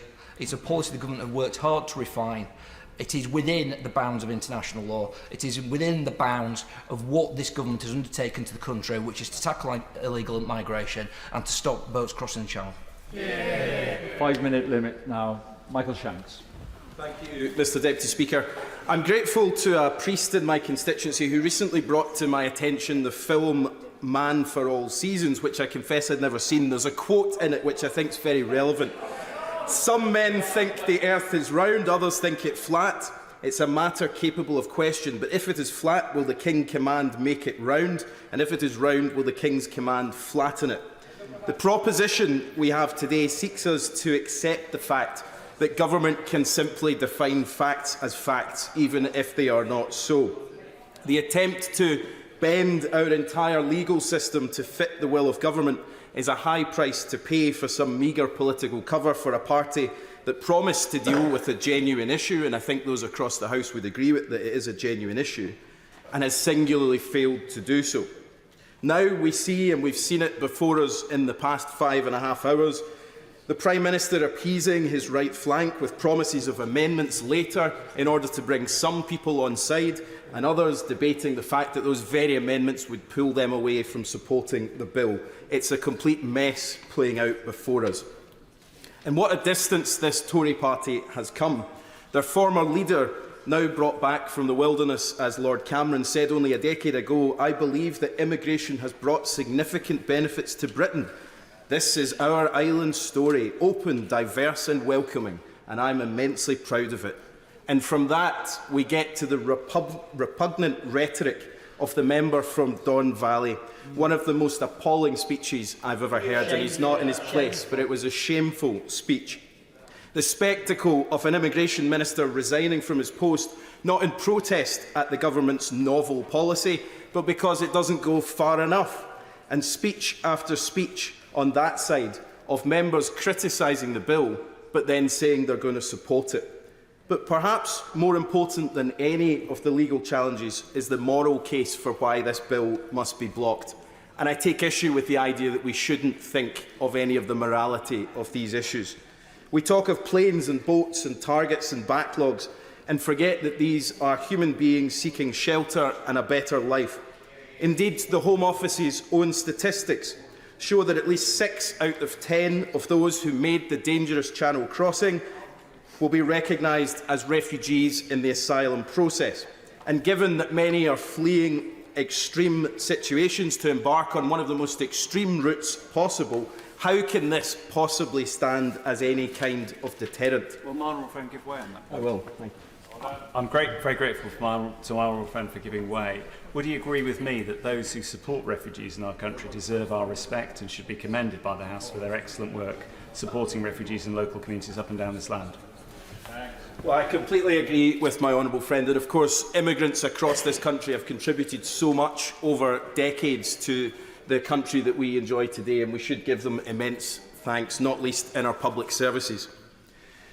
Mr Deputy Speaker, instead of thinking of other solutions to deal with the criminal gangs that are causing such misery and death as they smuggle people across the Channel, they've decided to hold firm to a course of action that's already cost us hundreds of millions of pounds and which we've heard throughout the debate tonight will cost us even more. Instead of challenging the criminal gangs at source and building better cooperation with our European neighbours to tackle it, with a government fixated on a plan that the Home Secretary himself doesn't even seem particularly convinced by. And for what? A law that's unlikely to even succeed at the aims that it's put forward. The assumption made in this bill is not that Rwanda is a safe country, but that all decision makers must treat it as such. In other words, they have to put aside any reality that they may know and accept for the purpose of decision making that Rwanda is a safe country. There will be no recourse to appeal on the basis that someone removed to Rwanda may be sent to another country, even if it could be demonstrated that that's a genuine possibility. No recourse to appeal on the basis that a person may not receive fair consideration of their asylum claim, because the government's decided that these things are all safe. These provisions mean that only in exceptional personal circumstances would an individual have a means of legally challenging the decision. This is a deeply unsettling proposition. A government removing one of the key components of constitutional democracy, the right of any citizen to test any law in an independent court. Never could this be more important than on an issue of human rights. And the question of parliamentary sovereignty itself has already been clarified. Lord Hope stated parliamentary sovereignty is no longer, if it ever was, absolute. It's no longer right to say that freedom to legislate admits no qualification whatsoever. The bill leaves open the possibility of individual challenge to the ECHR, and we heard from a number of members today that actually that might indeed be the point at which we're back here a few months from now discussing this very issue again with a government withdrawing us from the ECHR. Mr Deputy Speaker, until a few months ago I was in the classroom teaching pupils, amongst other things, how to identify truth from sources of information. We told young people there is such a thing as objective truth, and yet here I am in the so-called Mother of Parliaments, faced with a morally reprehensible and legally questionable farce. A charade that even, I suspect, most of the people who will eventually be persuaded to go through the iLobby tonight don't actually endorse. And at the heart of it is the idea that a government can simply state what is true, even if the evidence points the other way. It's for this House tonight to challenge the government's shoddy attempt at doing so, and to do the right thing by voting down this law. Mayhew. Mr Speaker, I'm going to start by looking at the founding principles of this bill. But I think it's worth remembering that it actually tries to do what our constituents want us to do. So that's not a bad start for any bill at second reading. When I knock on doors, which I do week in, week out, I've spoken to hundreds, if not thousands, of my constituents over the last few years. Without question, the single most common issue raised in those conversations is illegal migration. So we, in this place, we owe them an absolute duty to do our very best to deliver on their wishes to produce an effective control to migration and also to illegal migration. And that's what this bill intends to do, to provide an effective deterrent that breaks the business model and will lead to stopping the votes, not by itself.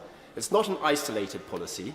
It's part of a whole suite of policies which this government, to its enormous credit, has introduced over the last years and which is already bearing fruit. We have seen this year crossings by small boats down by a third, I think it's slightly over a third, at a time when they're going up by a third in Europe as a whole and by 80% in the Mediterranean countries. So the schemes which the government has come up with and has already implemented are working. And they include bilateral agreements with countries such as Albania, a dedication of a safe country status, which is not novel to this bill. That's had an immediate deterrent effect. It's not that everyone who's come to this country has then been immediately deported to Albania. That hasn't been the deterrent effect. It's the fact that they know that they will be, but they've stopped coming in the first place. Crossings by Albanians have dropped by 90+%. And that's why Rwanda is so important. It's not that the capacity of Rwanda has to accept every single migrant that currently comes across the channel. It's the deterrent effect to stop them coming in the first place. And we've seen it working. So why not follow the evidence? We've also got the upstream destruction of equipment. Just last week, I understand, there was a Bulgarian seizure of boats and engines and engine parts, preventing the ability to cross over the channel. And there's increased cooperation with France, which I wholeheartedly welcome, which has led to increased coastal patrols and an increased interdiction of attempts to cross the channel, although not all of them. There's been a 70% increase of raids on illegal employment in this country, and there's been an enormous increase, which I very much welcome, in the number of claims handlers to speed the process of assessment, bringing down the backlog from 90,000 to below 20,000 now. So the Rwanda scheme, this bill is important, but it's just one tool of many. So let's be clear what the real dispute is in this chamber today. It's not about the intentions on this side of the House. We are united in wanting an effective policy for Rwanda. Where the real dispute is, every single member on this House, on these benches, we are entirely united on that objective. It's how we get there that we're debating. What we see on the other side is we want an effective deterrent. They do not want an effective deterrent. Labour and the Liberal Democrats don't. They want to scrap it. Even if the Rwanda policy is demonstrated to be working, they have committed to replacing it. We want flights to take off to Rwanda, as do our constituents. They want to prevent it. We want to restore control over our asylum processes. Labour and the Liberal Democrats say the only policy is to hire more staff. Hire another 100,000. Have safe and legal routes. That was raised, and that is important. I accept that. But that does not answer the question of how many people come over in the safe and legal routes. We can have a process which welcomes everyone, but the United Nations tell us there are 108 million people in the world at the moment who have been displaced by violence from their own country. So safe and legal routes is a great cliche, it's a great strap word, but it does not solve the problem of control of our borders. So this bill, Madam Deputy Speaker, it responds to the Supreme Court judgment. It doesn't say that black is white. It doesn't say that the risk of refoulement then was a false decision by the House of Lords. It solves the problem by an international treaty preventing refoulement, and that in the very rare occasions where Rwanda may wish to export to a third country, they come back to the United Kingdom. That is sensible. That's not going against the Supreme Court. It is respecting their judgment and solving the problems which the Supreme Court raised, as they said in their judgment. And I wholeheartedly support this second reading. Madam Deputy Speaker, there's been some absurd and ridiculous bills presented to this Parliament in the course of the past few centuries that's been in existence. But it would be hard to find a bill that is more absurd and ridiculous than this particular bill. A bill that wills something to be just because it wants it and asks us to ignore reality and experience because it decrees it is just about as absurd and ridiculous as you can get. And it takes some imagination to concoct something as comedically callous as this. And it would take a particularly warped mind to actually think that this type of rendition is a solution to anything far less a sensitive and complex immigration problem.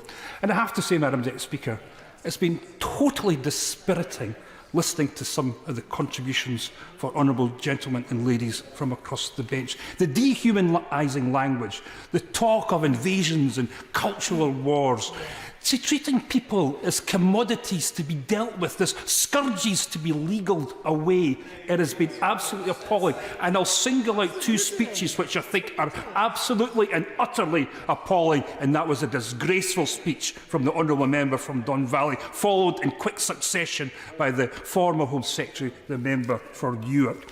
And all I'll say, Madam Deputy Speaker, is hasn't Rwanda played an absolute blinder? They must have seen them coming from thousands of miles away, soliciting hundreds of millions of pounds from this government, and apparently they're going to get another £100 million more. But they've done all this without taking one single deportee. Go Rwanda, you have made utter mugs of this chaotic government across the road. And nobody's won from the southern Rwanda, certainly not the wretched people who are going to be subject to this ongoing problem with getting onto these boats at the mercy of all these dreadful people who smuggle people across the channel. This will do nothing to disincentivise them. If they're prepared to risk their life to come across this channel, why are they going to concern themselves with the infinitesimal chance that they might be rendered to Rwanda? It just does not make sense. And it certainly hasn't helped them, has it? I mean, I don't know if they're going to win this vote tonight, and partly it's still in the balance if that's news for honourable colleagues across the bench. I think they might just about have got it, but apparently it's still in the balance. And look at the list of all the different groups that we have. There's the One Nation group, the European Research Group, the New Conservatives, the Common Sense group. I'd love to go to one of their meetings. the Northern Research Group, the No Turning Back group, the Conservative Growth group, a group of factions that would make the People's Front of Judea look like a model of unity and political consensus. And this might be the very bill that would bring down this Conservative government. And what a hill to die on. An obsession with immigration, an obsession with stopping these small boats. And by God, they deserve to be brought down if this is a bill that's going to determine this. But here's a novel idea, Madam Deputy Speaker. Why don't we start to consider immigration as some sort of opportunity and potential boost to our society and community? Why don't we design safe and secure means to harness international talent it seeks to flee conflict and carnage in their own country? We live in a world where the movement of peoples has never been so far-reaching and so profound. And one thing that the honourable member from Newark said is that this is going to be an ongoing feature of the international community. This is going to be something that we'll have to deal with, not just for this decade, but for the rest of the century. Can we not be imaginative about solutions? Can we not look to see if there's benefits to be given by people who are the cream of their countries coming to this nation? Are we all about stopping borders, stopping people coming here, making life as miserable for the poor souls that manage to end up on our shores? I'm just pleased that this is not in my name. It is not in the name of the people of Scotland. And if we ever were in control of our immigration policy, everything that they're proposing and presenting would be the exact opposite of what we would do. Scotland rejects this. My constituents want nothing to do with this. I will proudly and defiantly be voting against this evening, and that will be in the name of the people that I represent, and I know that I will be joined by colleagues. What a disgraceful bill. What an appalling piece of legislation. It deserves to be shoved right in the furthest bin from the furthest corner of this country. Just to advise colleagues that I will be starting the wind-ups at 6:30. Kevin Foster. Thank you, Madam Deputy Speaker. It's somewhat comic to get a lecture on unity and financial probity from the Scottish National Party, to say the least. But, you know, well, if we really want something comic. But this bill is one that I do welcome seeing come forward, and in particular with the fact that it was obviously myself, the right honourable member for Witham and the right honourable member for Corby, who were sort of the original architects of the Rwanda plan. And a lot of that's because we face the challenge in this country that other countries in Europe do, which is namely that there are countries where even if we turn down someone's asylum claim, we will struggle to return them too. So, for example, there are countries around the world that we would not wish to deal with those governments, or there are countries which, as a point-blank matter of policy, refuse to accept enforced immigration returns. In fact, there's some countries we even struggle to deport criminals back to them due to domestic policy, not necessarily due to concerns about the country, due to the domestic policies they adopt. Because this was touched on in a speech by a member actually opposite. You cannot just drop people off. You need to get the permission to do so. And similarly, if we cannot get a returns agreement with the safe and democratic third country that they have just left, then we need to look at what is an alternative. And that's why then looking to Rwanda came in. Rwanda is a country that is a specialist in refugee resettlement. Hearing some of the comments from opposite, you'd never know that there's 130,000 refugees in Rwanda. You wouldn't know that UNHCR relocates people to Rwanda. And if that shows they are specialists in this area. That is one of the reasons we worked with this country.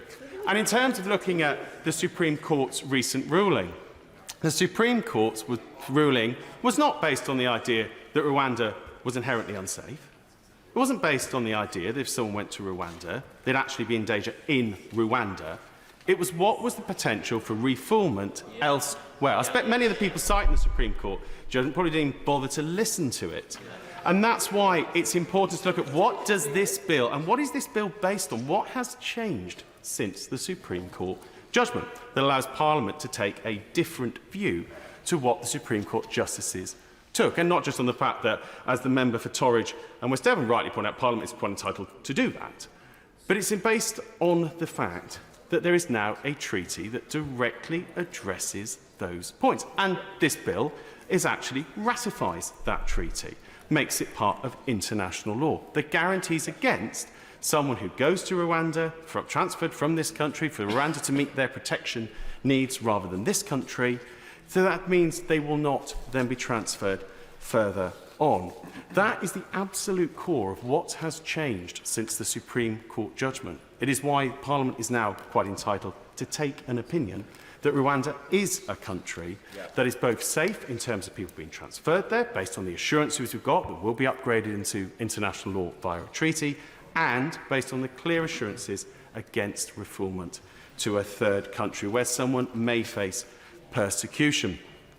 And that's why I do think this bill does need to get a second reading. There are clearly points of detail that we can explore at committee, and particularly the ministers on the front bench, both of which I've got huge respect for, will know my thoughts around making sure, what is going to be, particularly in the clause 4, where is the evidence threshold going to be? Particularly interesting to hear, particularly given his former role as Solicitor General, his experience in front of the courts directly, where he believes the courts may draw the line for interim relief.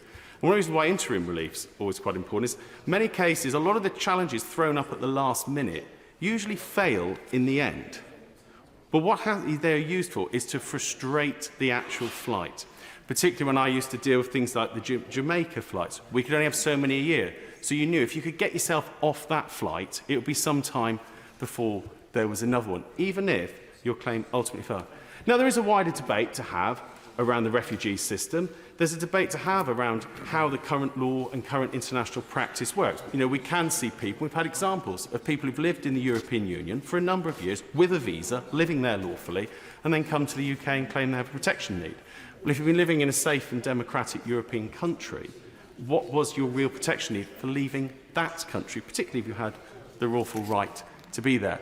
But those debates are not debates we can settle today. What we have before us is a bill that allows us to take forward part of our plan to tackle the issues of illegal migration. And this is why we need to make sure it gets a second reading this evening. Thank you, Madam Deputy Speaker. And I have to say, we've heard the sounds of optimism over truth coming on from the opposite side. This idea that this is a deterrent has not yet been proven. Yet it has been cited as though it's actively deterring people from arriving in the boats. And we all know that the boats is a challenge, and it's a real problem because people are dying in the Channel. But let's be clear, this was the government that was the architect of this. This is the second time to legislate on this, and we've had the architects stand up, including the Honourable Member for Torbay just now, proud that they drew this up, but drew it up so badly that they're having to revisit the legislation. So I think it'd be a bit less proud, and frankly, proper policy making, even though I don't agree with this policy, is that you make it work before you announce it. And in fact, there's so many flaws in this that they're struggling along and believe that a headline and a pledge that this will deter people is enough. And that's not good policy making. And we've often been challenged on what we would do differently on this side. Well, the Honourable Member for Birmingham Hodge Hill and I were at that front line dealing with immigration matters in the last Labour government, and it was the Honourable Member for Birmingham Hodge Hill who was the architect of a system that meant that one person every 8 minutes was being returned. And we all know there is an issue where people who do actually, people come to my constituency, they've reached the end of the line, they know it. We talk about voluntary return, and yet it's really difficult to do that when the Home Office doesn't return your documents and you've got all of those problems. So these are people who actively want to leave because they know that's the only option now for them, and they can't do it. I mean, this government has got to look much better at the existing system that it's working. It is 13 years of downgrading the asylum system, the immigration system generally, and now all those extra people have gone into dealing with the backlog of asylum cases, of which there are 20,000 legacy cases still left. And was it the 13th of December the Prime Minister said it would get to zero? Well, he's missed that target, and there's 160,000 of people who've been backing up in the asylum system. Plus, in my constituency, all of those people, including a top surgeon, people coming in on work permits, people on student visas, all behind in the queue because all of the Home Office effort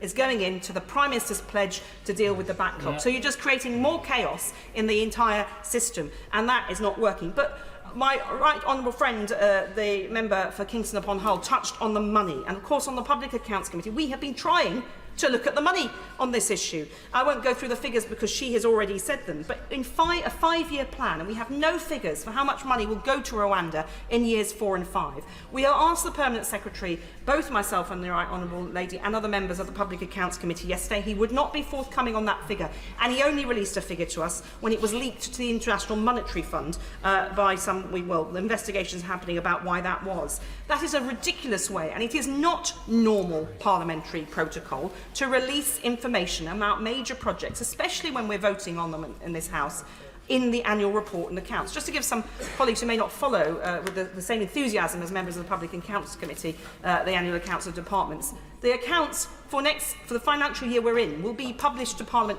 July of next year. 15 months after the £100 million was allocated this year. That is not scrutiny. What we have with other areas, and I look at the Minister to answer on this point, or take it back to the Home Secretary, is other projects. We will get 6 monthly or even more frequent updates to the House, through committees or laid in the House, and that is not uncommon. And yet his Permanent Secretary was saying it's a normal way to do it just through the accounts. We need to see more scrutiny of this issue. If it's a flagship government policy, there is nothing to hide, so let us see those figures, and we, as both our sister committees, will work together on that issue. So it is really important we do that. And we need the tackling the backlog, we need transparency on the numbers. And I would also be grateful if the Minister could be clear if there are any conditions attached to the money going to Rwanda. We got a useful breakdown from the Permanent Secretary and Committee yesterday, which I won't repeat, but it's on the record from the committee meeting yesterday. But is there anything that if the Rwandans spent it on would be out of order? So what it spent on was reasonable things like education, health and so on. But is there anything that the Rwandans cannot spend, the money that's given to them by the UK? It would be very helpful to know that. And also there was an expression of interest in a contract for Manston and Western Jetfoil. This is a £700 million contract for the first 6 years of this. Could extend to be worth 1.16 billion over 10 years. And this is money to improve those reception centres, which definitely need improving. But the facilities are expected to be active according to that pre-tender document between 2030 and 2034. So I'm a bit puzzled if there's a lawful £700 million being invested in Manston and Western Jetfoil, welcome though that necessary though that may be, and yet we're being told all afternoon, I've been here for 5.5 hours, we've been told all afternoon that it's already deterring people. So if it's working so well, why is there the same need then to invest that much money in these facilities? It needs the investment, but it seems to me that the government is trying to have it both ways, and I would welcome clarity from the Minister. Duncan Baker. Madam Deputy Speaker, I will support this bill this evening because it is a fundamental right that a country must be able to protect its borders. And as a basic, it should know who is entering the country, and even more so if they are trying to do it illegally. And I support the bill because we simply can't rest on our laurels with the current action we have taken, as positive as that already is.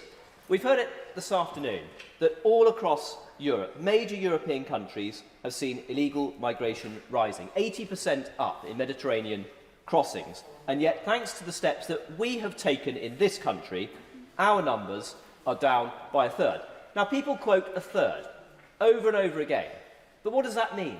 It's approximately 17,000 people down on where it was last year. And that is way down on the forecasts, which were expecting it to potentially double on where the numbers were last year. Yep.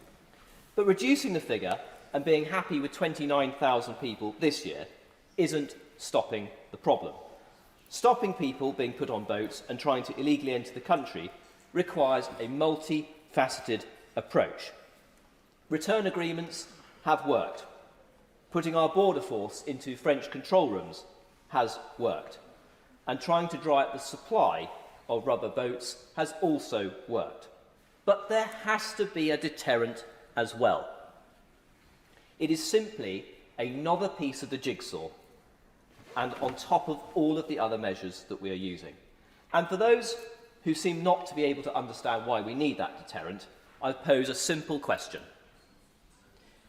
Don't look at the situation today. Look at the tens of thousands that are crossed this year. Look through the lens of where that situation is going with migration around the world. If we don't tackle it today with a strong working deterrent, then we won't see tens of thousands of people trying to cross into the country. We will see hundreds of thousands of people trying to cross into the country. And that is the forecast that we are being shown year after year.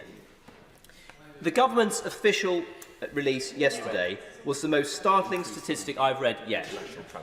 It estimates that if illegal immigration goes unaddressed, the cost of asylum and accommodation alone could increase to £32 million per day by 2026, equivalent to £11 billion a year. £11 billion a year. Just imagine how that could be used on our public services. So the government is absolutely right to use every power it has at its disposal to prevent and deter unlawful migration. And to the people who have said, we've spent an unbelievable amount of money already, 250 million, should I say, in trying to get this scheme up and running. That figure pales into insignificant amounts when you put it in the context of 11 billion a year, as I've just read out. Our NHS, our housing provision, and our welfare state, indeed all of our public services, simply cannot take unsustainable levels of illegal migration.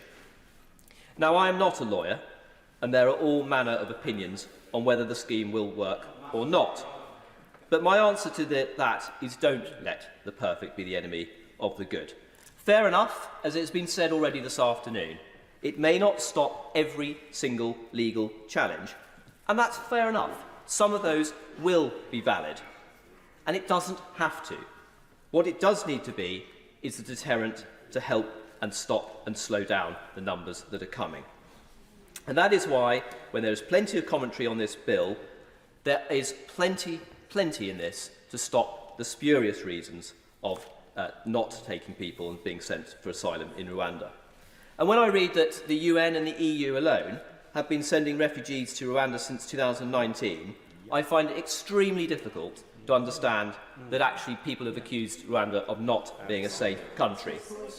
Sure, we have to tread a fine line to have an operable bill, and one that is fair, and one that international partners will stand alongside. Plenty of times I've been told in this House, things will not happen, things will not work. We were told we wouldn't get the numbers of boats crossings down.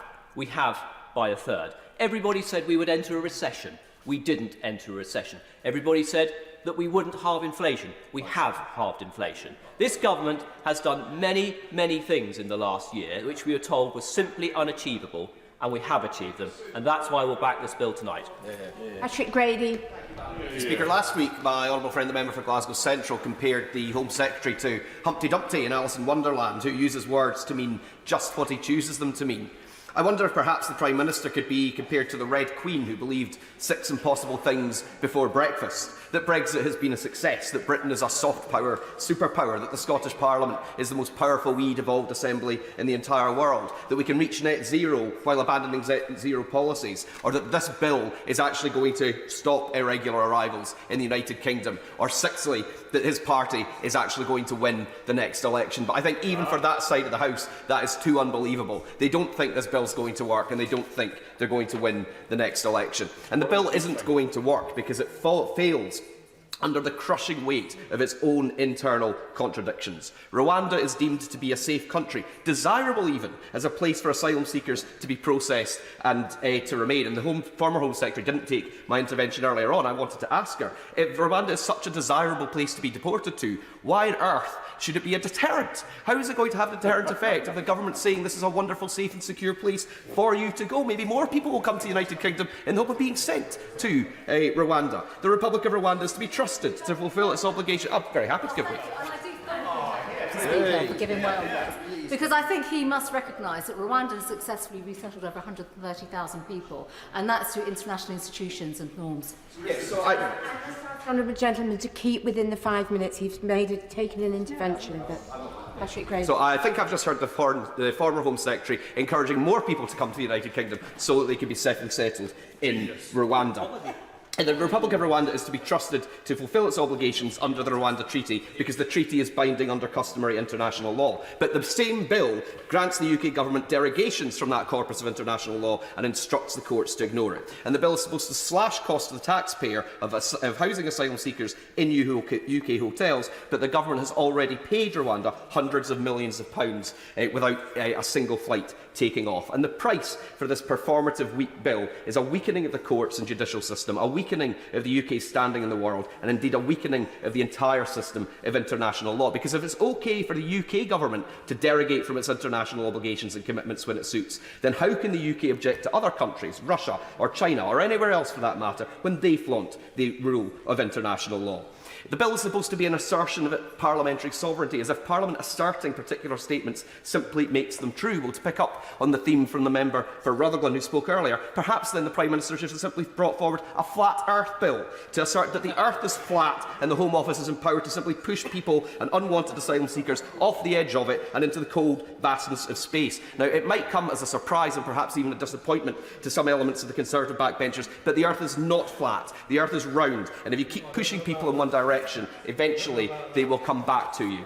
Now, it's important in all of this, Madam Deputy Speaker, to be clear that despite us debating the safety of Rwanda bill, very little of this debate is actually about the safety of Rwanda. In 2018, I had the huge privilege of visiting Rwanda with the CPA. It's a beautiful country, it has huge potential, and the people there have had to live through horrors and overcome unimaginable difficulties. But for wealthy tourists and those who fly in to go on safari and stay in nice hotels, Rwanda is indeed a safe and welcoming country. But for citizens who speak up too loudly with questions about the regime, who perhaps ask why international observers have been unable to report that presidential elections have been free or fair, or perhaps people who belong to the LGBT+ community in that country, or indeed if there are Rwandan citizens who live in London under the protection of the Metropolitan Police because they're being sought by their own country's intelligence services, perhaps they might not find it as safe and welcoming. And whatever the bill might say, the UK Supreme Court has made a finding of fact that asylum seekers sent to Rwanda are at risk of refoulement, and simply saying they're not doesn't change that fact. Really, though, the question of the safety of Rwanda is a distraction. The very principle or idea of forcing people to move to another country, to any other country, against their will, should be enough to oppose the government's policies. People seeking asylum have chosen to come here to the United Kingdom for good reason, perhaps because they have friends or family, or perhaps simply, yes, because they do speak the language. But if someone has chosen to seek asylum here, they should be assessed here, and if their claim is valid, they should be allowed to remain. And if their claim isn't valid, then by definition, it ought to be safe to return them to their country of origin. Perhaps the most remarkable thing, Madam Deputy Speaker, is that this time last week, this bill didn't even exist. In less than 7 days, the Prime Minister has brought himself, and possibly his government and party, to a crisis point entirely of their own making. It's a bill that nobody wants and nobody likes. It's another creaking internal Conservative contradiction, too extreme for the mainstream of the party not extreme enough for the Red Wallers, the ERG and the Maastricht rebels who simply can't get enough of the sweet dopamine hit that comes with rebelling against the party and getting invited onto all kinds of podcasts. Some of them have been at it since the 1990s, and they just have to keep getting more extreme in their rebellions to achieve the same hit. Well, Scotland wants none of it, Madam Deputy Speaker. The constituents I hear from in Glasgow North, and the constituents, indeed, who are refugees, want to play a full and active part in our society and economy. If the government wants bills that will change the actual reality of the situation, they can devolve the power over immigration to the Scottish Parliament, or they can give us the chance to choose a better, fairer future that respects human rights and global citizenship by becoming an independent country in a referendum. Richard Graham. Madam Deputy Speaker, I would say it's a pleasure to follow the member for Glasgow North who served on the Westminster Foundation with me.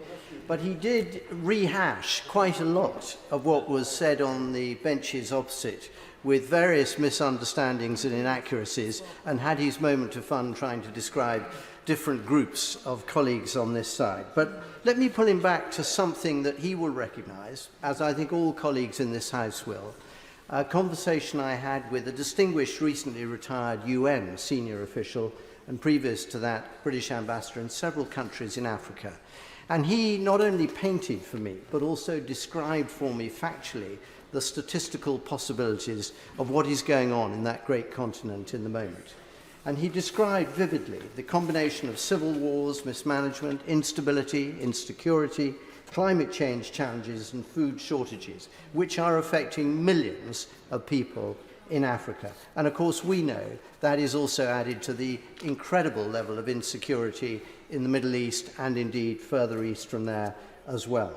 So all of this actually amounts, Madam Deputy Speaker, to one of the great challenges for democracy in our time, because we are dealing with a huge issue that is going to get bigger, and we are all going to be stretched in what our answers to those challenges are.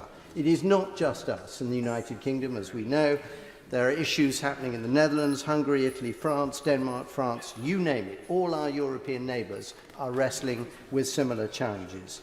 And therefore it is simply not enough for members of the opposition to point at various things that they don't like about this bill without really considering what a constructive alternative might look like. When, for example, the member for Edinburgh East said earlier that immigration should be looked at as an opportunity to be seized, not a problem to be managed, he is right in part, but he would be more convincing if county after county in Scotland were taking more asylum seekers now and putting up their hand to the government of the United Kingdom in order to take more. Because the truth is that it is, of course, also a challenge to be managed. So, as part of a practical response, because we do not outsource immigration to people smugglers, the point of stopping the boats and the point of the Rwanda Safety Bill is to have, in effect, a trailblazing role to play, not just for us, but for other countries. Because on balance, I believe that we will see more of such agreements rather than this being the only one. And while I've always taken the view that none of us can be sure that the Rwanda scheme will work in terms of the numbers of asylum seekers who will transfer to Kigali, keeping an open mind and not assuming, to quote the Labour amendment today, that this won't work to tackle smuggling gangs, won't work to end small boat crossings, won't work to achieve the core purposes of the bill, while only applying to less than 1% of those who claim asylum, is fundamentally wrong. And we can show that in a number of different ways. The first one is, will it actually act as a deterrent? Well, Migration Watch says it will be a powerful deterrent if illegal migrants are swiftly and continually sent to Rwanda. So how many would we be able to send? Well, the Rwanda spokesman himself said only a few days ago that we are ready and willing to take in as many people as the UK is able to send. So for all those people on the other side who talked about 100 or 200 people going, that is not at all the potential of this scheme. And as other people have mentioned, I'm sorry, I can't take any intervention. As other people have mentioned, Rwanda is already hosting 130,000 asylum seekers, and UNHCR itself has 1,700 Libyans there. So clearly the numbers are not the fundamental issue with this proposal. That's correct. And so in terms of what has been raised by others, we've had a lot of red herring sound bites about can't work, won't work, unprecedented. No, there are precedents. And in fact, the Labour Party know this better than anyone, because the Mother of the House, the Right Honourable Member for Pakenham and Camberwell, in 2001 was in a very similar position in not being able to confirm to the EHRC that we were necessarily compliant as a government in a proposal that she was putting forward. We know that the Blair government talked to Tanzania about something similar as part of the Nationalities Act of that time.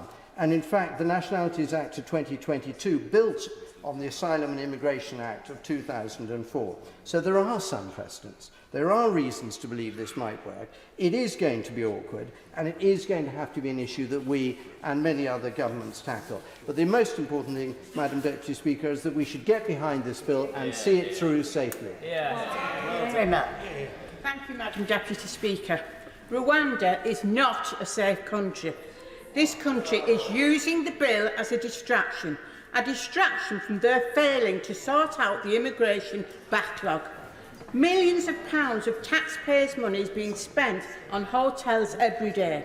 Hundreds of millions have now been spent on this fantasy Rwanda policy without a single person being sent there.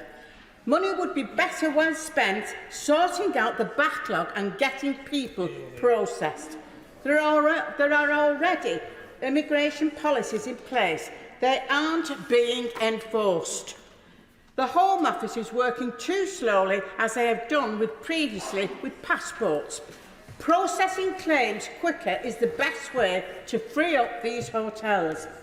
Over the past decade, the backlog of asylum claims has risen 4 times faster than the numbers claiming asylum. This is ultimately a crisis of the government's own making, your benches, and one that has been years in the making. It is a failing system that needs fixing. This country needs a solution to this crisis, not a distraction to it. This bill is claiming Rwanda is a safe country because the bill says that is so. That is not the type of country Britain is. We are not like that. We people, we believe in the rule of law and obligation to international laws and treaties. The Rwanda government, Madam Deputy Speaker, has been involved in many questionable events across Africa, including the kidnapping and beating of dissidents abroad. The Rwanda policy is an attempt by the government to look tough and to distract the country from the sorry state that they've got us in. Even on the off chance the flights to Rwanda take off, they will deal with less than 1% of asylum claims. It is a Tory vanity project. It won't solve any problem. As a country, we are better than this. Labour's plan to tackle the criminal gangs directly with a cross-border police unit and clearing the backlog is the only way to stop the small boats. Vanity projects for headlines are not befitting a serious issue like we've got. The government should go back to the drawing board and we'll be here in a few months and a year, I'll bet. Thank you, Madam Deputy Speaker. There are sometimes some advantages to being the last speaker, and because the previous speaker was a little shorter, I shall lift the time limit as long as the Honourable Lady sits down at 6:30. Claire Hannah. It's been a long day, a long debate. Perhaps the government could legislate a few extra hours for us all. It wouldn't be out of place with this pretty mind-bending bill from a government who continue to prioritise prejudice over objective reality. The member for East Antrim proposed to speak for my constituency of South Belfast, which does indeed have a relatively large, and I think the largest per head of population portion of the UK's asylum seekers, with our schools and our churches and our community groups trying valiantly to support people who the Home Office have left in hotels for many, many months at a time. Like me, those constituents have moral and practical objections to this bill, moral objections to the language being used to frame and to justify it, and to the demonisation of those who seek international protection in the UK, who have little or no opportunity to do that before they travel. Equally, they have practical objections to this bill because they know that it won't work.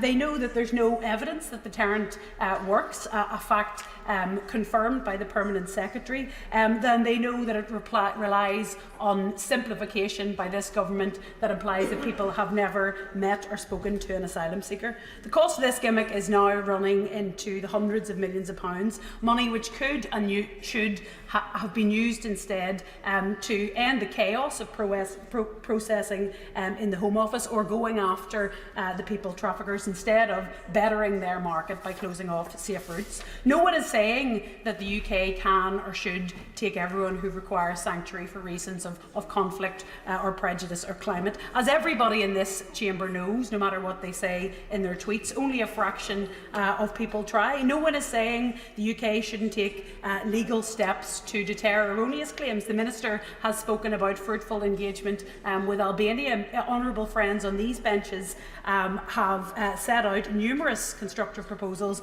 including swifter processing and justice, and crucially modern and mature engagement with neighbouring countries. Madam Deputy Speaker, it's impossible to view this bill outside of two core dynamics. One is the UK's recent disregard of international law, a rules-based order that they previously and proudly shaped, and the second is the dynamic of overall irrational opposition to migration, including regular migration. People often say that you can't even talk about immigration. You absolutely can talk about immigration, but you have to be prepared to be honest about it and to trade in more than just Twitter memes. You have to be prepared to talk about how the National Health Service and social care would collapse without it. You have to be honest about the net positive impact on GDP and about the poor political decisions and how we spend those gains that have left public services in the mess they are. You have to be honest about our higher education model and the higher fees that students from these areas and from countries here would face if we didn't have overseas students. You have to be honest about how it is anti-family to tell UK citizens that they can't fall in love with somebody and marry them from another country unless they're in the top 25% of earners. So of course you can talk about immigration. I'm happy to talk about immigration, and I'm happy to tell you that Northern Ireland has an immigration problem, and that problem is young people leaving our region to make their lives elsewhere because they feel stifled and limited by the politics of our region, by intolerance, by prejudice and by refusal to accept difference. And I warn you that Britain risks losing its vibrancy and losing its talent if it further goes down this path, a path that I am glad to say the mainstream of British politics have honourably resisted, mostly until now. Ireland's not immune, north or south, from these currents, as a street disorder in Dublin a few weeks ago shows, but we're a nation of people who have been the source of immigration for many, many centuries. You don't get to be Irish and racist, and I'm proud of the political leadership from across the spectrum against far-right agitation in Dublin in recent weeks.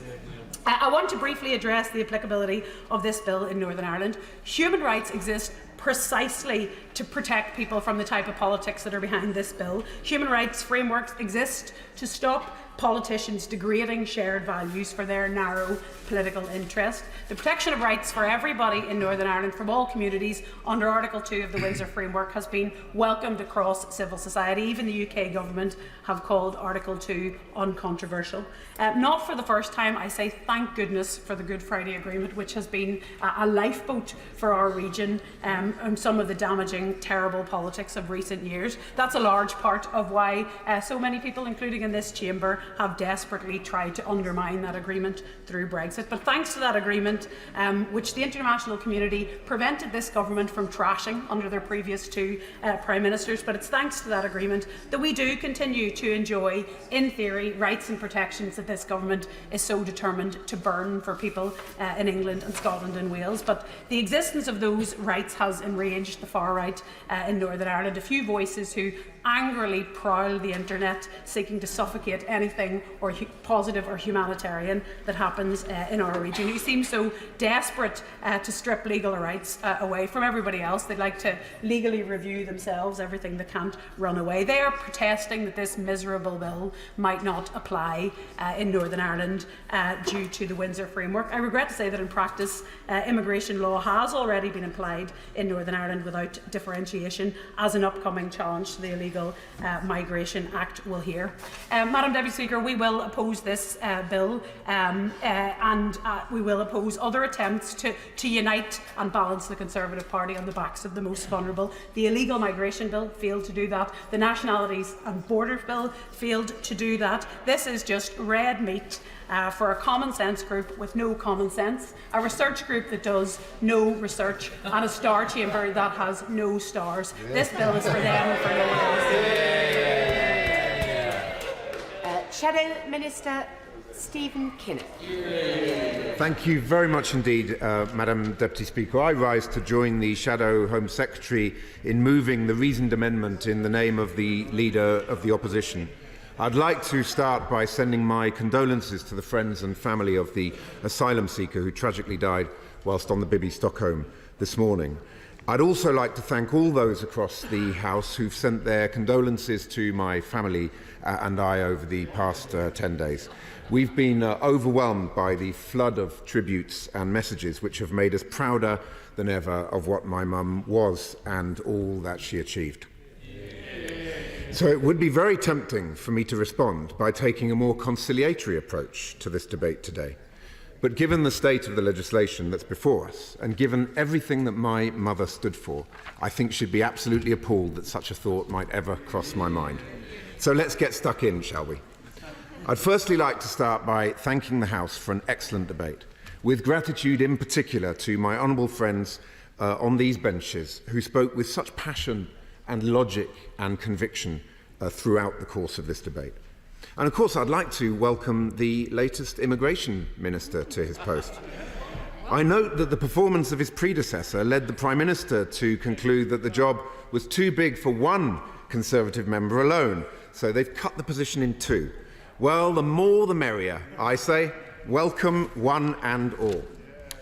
Madam Deputy Speaker, when I began in this post 2 years ago, my first opposite number was fronting the Nationality and Borders Bill, which effectively handed each asylum seeker who crossed the Channel a badge saying, "I am inadmissible for asylum," whilst making no provision for what practically could be done with those unprocessed claimants. And so they duly ended up in taxpayer-funded emergency hotels at a cost of £8 million a day. Next up was my second opposite number, with the Illegal Migration Bill. It was rushed through Parliament, yet not a single one of its core measures on detention and removal have been enacted. The Act is on the shelf, gathering dust. And now we have my third opposite number, who's well and truly taken one for the team by agreeing to introduce this utterly absurd piece of legislation, a bill which his predecessor described as a further betrayal of Tory voters. So the deck chairs have been rearranged, but the Titanic is still steaming towards the iceberg. And perhaps the most remarkable thing about the Rwanda scheme is its origin story. Cast your mind back to April 2022, Madam Deputy Speaker. Boris Johnson was Prime Minister, but he was in the eye of the Partygate storm. So he cooked up a cunning plan to rescue his premiership, which I believe became known as Operation Save Big Dog. And lo, the Rwanda scheme was born. Now, like every other scheme that Mr Johnson's ever been associated with, it was extortionately expensive and doomed to fail. Yet here we are, 18 months, 2 Prime Ministers, 2 Home Secretaries and 3 Immigration Ministers later, and the benches opposite are still shackled to a policy that was only ever designed to be a diversion from a scandal. Now, true to form, the Rwanda scheme is still being deployed as a skin-saving operation, the only difference being that it's the current Prime Minister who is desperately trying to cling to power by burnishing his Faragist credentials to keep the circling vultures at bay. It really is déjà vu all over again. I turn now to the substance of this new please, please, please make Rwanda safe bill, which is without doubt the most absurd piece of legislation I've ever seen, because it does nothing at all to make Rwanda safe. It just asserts that Rwanda is safe and that our courts are not allowed to say otherwise. It argues that black is white and white is black, that the grass is blue and the sky is green. Madam Deputy Speaker, in the spirit of this legislation, I'm thinking I might try to introduce a bill which deems that Wales actually won the Rugby World Cup recently. Further still, the Rwandan government is calling the shots. Having extracted 300 million, or today we think we heard 400 million, from the British government, Mr Kagame is now instructing the Prime Minister not to do anything that might break international law. It really is quite extraordinary. How ironic that some on the benches opposite rail against our international legal obligations, and yet they seemed quite content to allow Kigali to dictate the terms of our asylum policies. So much for taking back control. And the upshot of this fiasco is that the Prime Minister has gone for a fudge. The Supreme Court judgment was his opportunity to stop flogging the dead horse that the Rwanda scheme has clearly become, but he has chosen not to take it. And he is not also prepared to go with the full-fat option that some on the benches opposite are urging him to adopt. So inevitably, his semi-skimmed formula satisfies nobody because, as everybody, from this side of the House to even the former Home Secretary have said, it is destined to fail, both legally and in operational terms. The fundamental contradictions at the heart of this bill are also quite astonishing. First, the Home Secretary told us from that dispatch box last week that the bill complies with international law. But the very first page of the bill confirms that he's actually not sure that it does. Second, the bill says that Rwanda is safe for refugees, but then also states that the government might need to offer refuge to asylum seekers from, checks notes, Rwanda. Third, it's meant to be about stopping what the government calls illegal migrants from seeking sanctuary in the UK.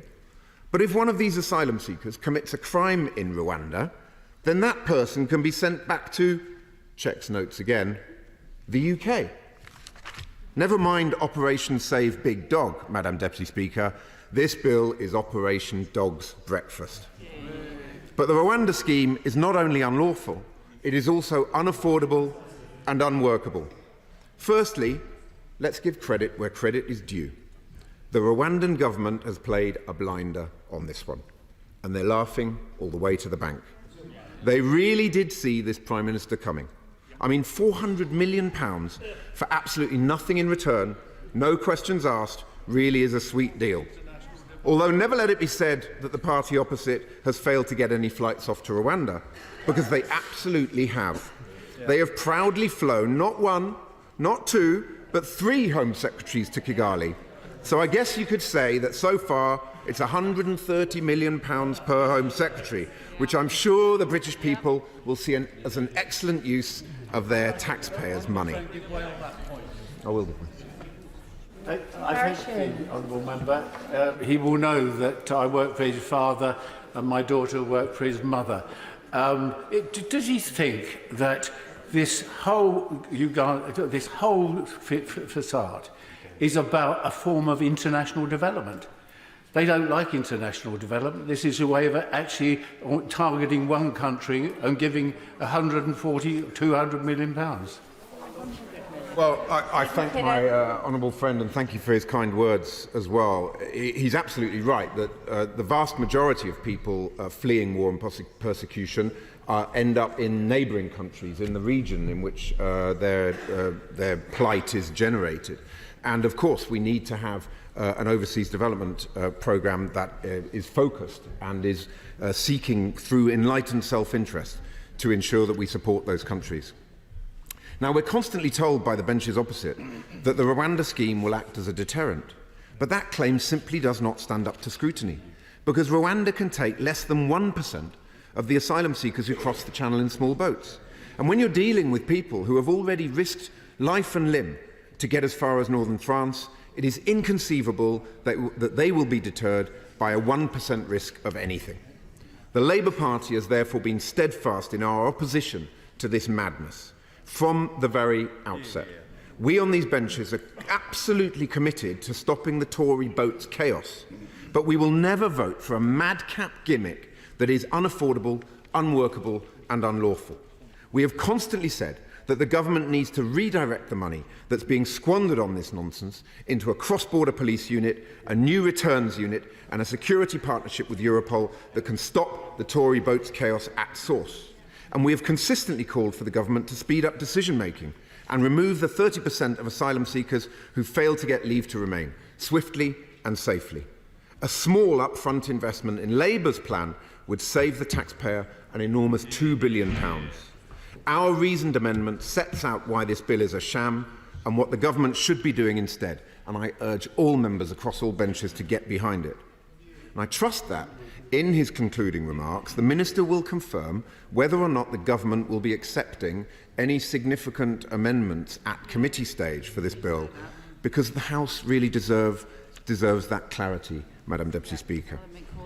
Madam Deputy Speaker, the Conservative Party is no longer a serious party at all. It's a rabble, an alphabet soup of factions and cabals. The former Home Secretary is constantly on manoeuvres, and the former Immigration Minister is firing broadsides on a daily basis. And we have a Prime Minister who is so desperate to save his own skin that he apparently invited an outfit called the New Conservatives to number 10 for breakfast this morning.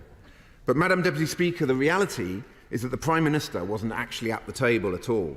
He was on the menu, consumed by the warring factions in his party, devoured by his own weakness and lack of judgment. Madam Deputy Speaker, our country simply cannot afford more of this chaos.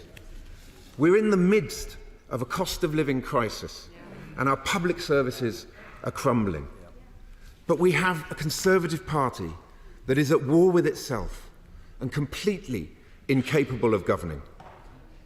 But the good news is that the Prime Minister does have a way out of this mess, Madam Deputy Speaker.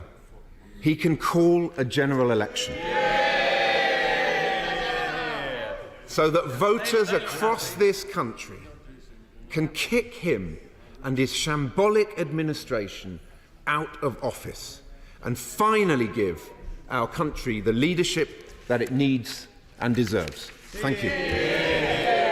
Before I call the Minister, can I just say once again how important it is for those who have contributed to a debate to get back in good time to hear the opposition front bench as well as the Minister, and not to be late.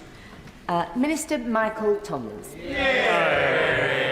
Madam Deputy Speaker, thank you very much indeed. May I first of all join the honourable gentleman, the member for Aberavon, my right honourable friend, the Home Secretary, and the Shadow Home Secretary, in sending my sincere condolences to the friends and families of the person who died on the Bibby Stockholm. May I also thank the honourable gentleman for his warm welcome to me. Madam Deputy Speaker, it's right to say that I have received from many colleagues on both sides of the House warm messages of congratulations on taking on this role, and I'm sure that at least some of them were genuine and that they meant it. May I also pay tribute to my right honourable friend, the member for Newark.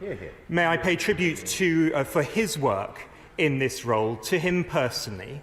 And may I say, perhaps within the privacy of this chamber, how sorry I was to see him resign, and how I welcomed and respected the work that he has done in this role, and how I look forward to working constructively with him in the future. It is right to say, and I agree with him, that there is a disagreement between us, but it is a good faith disagreement. He was right when he said that, and I agree with him. I agree with his point about the need for legal certainty, and I commit to working with him on that very point. But, Madam Deputy Speaker, may I take the central thrust of this bill and tackle head-on the point that the honourable gentleman has made? Because the point of this bill is to address the concerns that the Supreme Court set out on the 15th of November of last month. It is right to say that I respect the judgment of the Supreme Court. As a former law officer, Madam Deputy Speaker, perhaps you'd expect me to say nothing less. And it is because we respect that judgment that we have looked at it so carefully, that we have responded not just with this bill, which seems to have escaped many honourable and right honourable members opposite, but with a treaty, with an internationally binding treaty that my right honourable friend secured in Kigali last week. This bill was subsequently tabled, and we are debating it here at second reading. And that built, of course, on the Memorandum of Understanding that my right honourable friend, the member for Witham, secured all those years ago. And I will, if I may, come back to her speech. And I was very grateful for her contribution. But perhaps, Madam Deputy Speaker, I can pick up some of the threads of the debate in this way.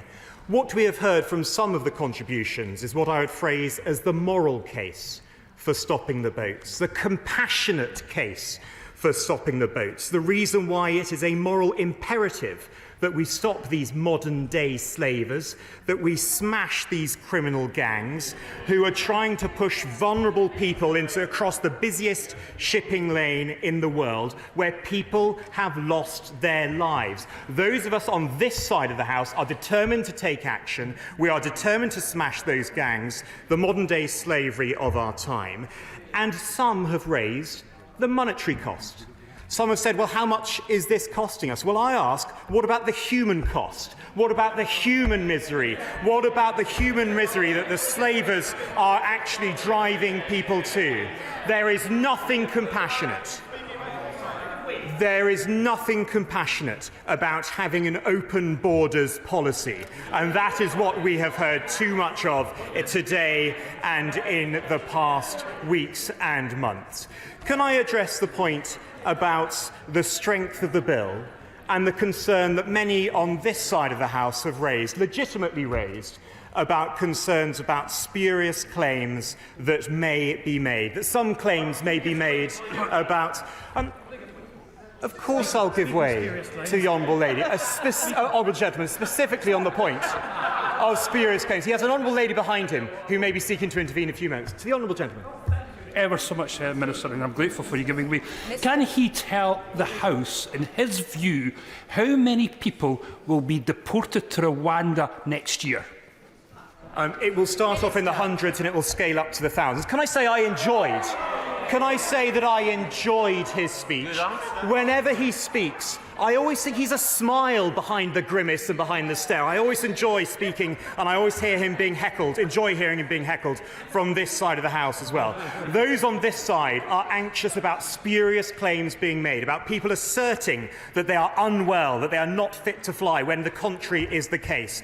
Can we say that those who are crossing in small boats, who actually are making the crossings, not those who are unwell, but those who are fit young men. 84% of those who are making the crossings are male. 77% of those are aged between 18 and 39. So I agree with my honourable and right honourable friends when they say they want to make this work, when they say they want to make it legally tight. That is absolutely right, and I want to join them in that endeavour.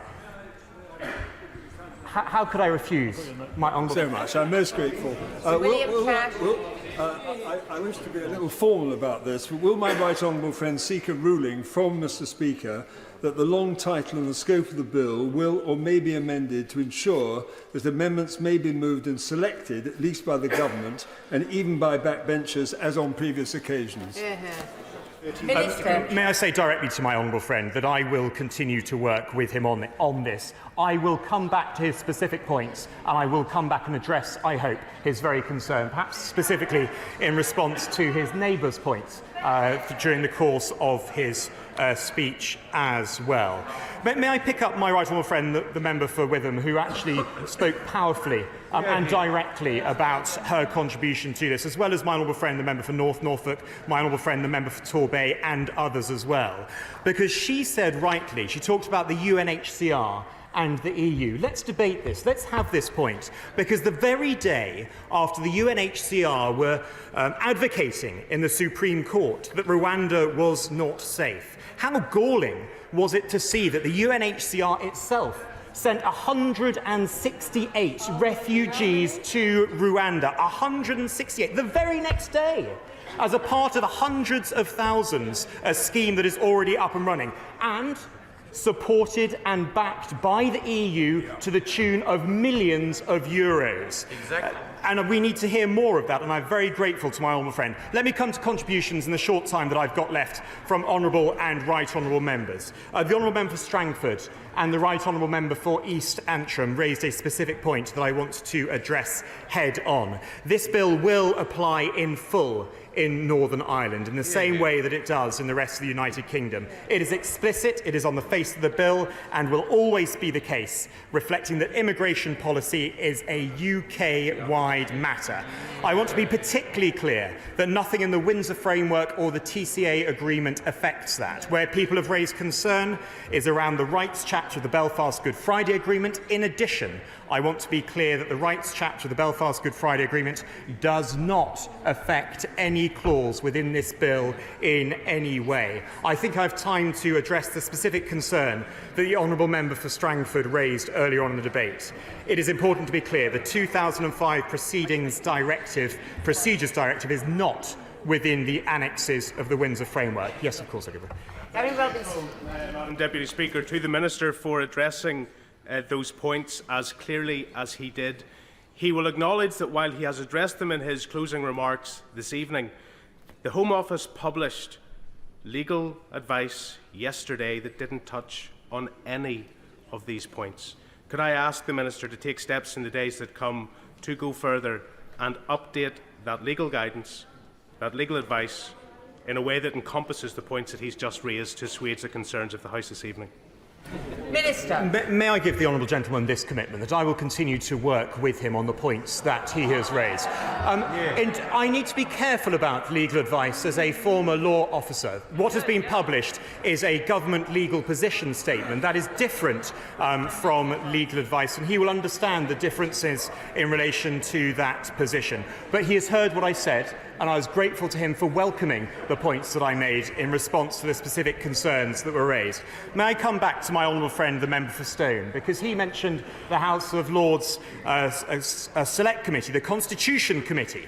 Madam Deputy Speaker, that gave me flashbacks to my grilling by that illustrious committee when I was sitting alongside my right honourable friend, the Attorney General, in my formal role as Solicitor General. And we followed that very report that my honourable friend, the member for Stone, mentioned. May I turn to the Chair of the Select Committee, the honourable member for Kingston upon Hull North, the Chair of the Select Committee for the Public Accounts Committee, the honourable member for Hackney South and Shoreditch. And the simple point I would say to her is I can't address each and every one of her points here, but I know that she's looking forward to asking me some specific questions tomorrow afternoon when I attend her committee with my honourable friend, the member for Corby. We then had, Madam Deputy Speaker, what I'm going to describe as a former law officer fest. We had the pleasure of hearing from my right honourable and learned friend, the member for Torwich and West Devon. We had the pleasure of listening to my honourable and learned friend, the chairman of the Select Committee. We had the pleasure of listening and hearing from my predecessor, my illustrious predecessor, my right honourable and learned friend, the member for Swindon South. And I'm pleased to say that I am now a former law officer as well. And we therefore have a joint endeavour and a joint interest in making sure that this legislation works. I've mentioned my right honourable friend, the member for Witham, and I've mentioned her important point about Rwanda and the rather patronising tone that is sometimes raised by members opposite when it comes to our international partners who have signed up to an internationally binding legal treaty with this country. Oh, of course I'll give way. Welcome the Immigration Minister to his post. Is he aware that while he's been speaking, the New Conservatives, the European Research Group, the Northern Research Group, the Conservative Growth Group and the Common Sense Group have all said that they cannot support the bill and are going to abstain tonight? Does he accept that this looks like the Prime Minister's breakfast meeting was a total failure? And does he accept this is just complete civil war in the Conservative Party? Madam Deputy Speaker, the answer is no, no and no. I am here. I have been in the chamber. I turn to my right honourable friend and neighbour, the member for Bournemouth West, and may I thank my constituency neighbour for his delivery, for a powerful and compassionate speech, as he always gives. May I turn to my right honourable friend, the member for Clwyd West. He asked me to work with him, he asked me to be open-minded, he asked me to look at ways to make the bill more effective. In contrast to the previous intervention, my answer is yes, yes, and yes. He and I have worked together before, and I commit to continuing to work again with him in the rest of the passage of the course of this bill. In the time that I've got, forgive me, I won't. In the time that I've got left, I'm going to refer to my honourable friend, the member for Devizes. I hope he will continue to work with me on this bill. I listened very carefully to what he had to say. I listened with great interest to my honourable friend, the member for Barrow and Furness, who is a member of the Select Committee and spoke with great authority. My honourable friend, the member for Dover, who spoke very clearly about her position and how the impact on her constituency, the direct impact on her constituency, and the imperative of making sure that we stop the boats. My honourable friend, the member for Gainsborough, the speech in my notes, it's described as that he was on fire. That's what my notes say. He was on fire. And those who missed his speech should go and watch it again on playback. My honourable friend was on fire, and I was grateful for his contribution. My honourable friend, the member for Runnymede and Weybridge, who made a powerful, measured and careful speech. And I was grateful for his earlier intervention during the course of the debates as well. My honourable friend, the member for Ruislip, Norwood and Pinner, I thank him for his contribution. I thank him in particular and sincerely for mentioning our late colleague James Brokenshire and for mentioning the work that he did so ably in this area. My honourable friend, the member for Boston and Skegness. Common sense from Boston is what my notes say here, and I thank him for his contribution. My honourable friend from Don Valley, there were attempts to shout him down whilst he was speaking. He stood up, as he often does, and he stood up in this chamber in the face of that barrage. He talks openly about his faith, and I respect him sincerely for the way that he does that and for the way that he conducts his business in this chamber. My honourable friend, the member for Bury North, who has the distinction of serving on not one but two select committees. Not only does he do that, Madam Deputy Speaker, but he does it with distinction and with diligence. I always like listening to his speeches. He had the temerity to suggest that lawyers may from time to time disagree with each other. What an outrageous suggestion he made. I'm only sorry that there weren't more lawyers in the chamber to hear that particular point. My honourable friend, the member for Broughton, made an outstanding speech. The inescapable, the inestimable, the irresistible logic of my honourable friend's speech. More people should have been here to hear what he said. It was absolutely logical, it was compelling.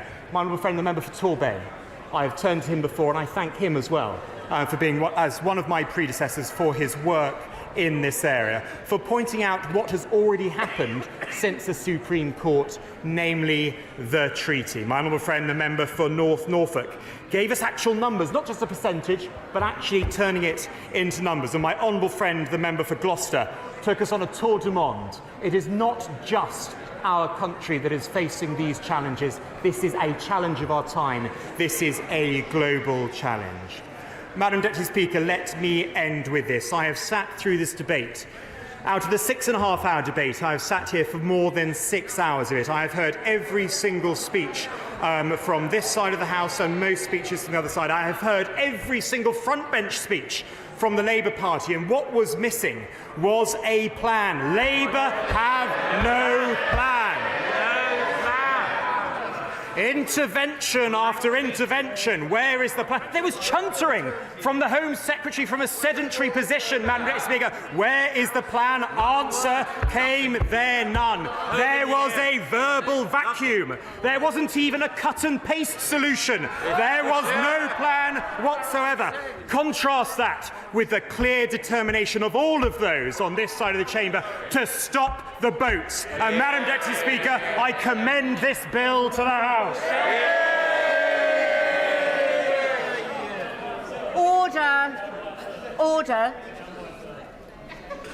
The original question was that the bill be now read a second time. since when an amendment has been proposed, as on the order paper. The question is that the amendment be made. As many as are of that opinion say aye. Aye! The contrary, no. Division, clear the lobby.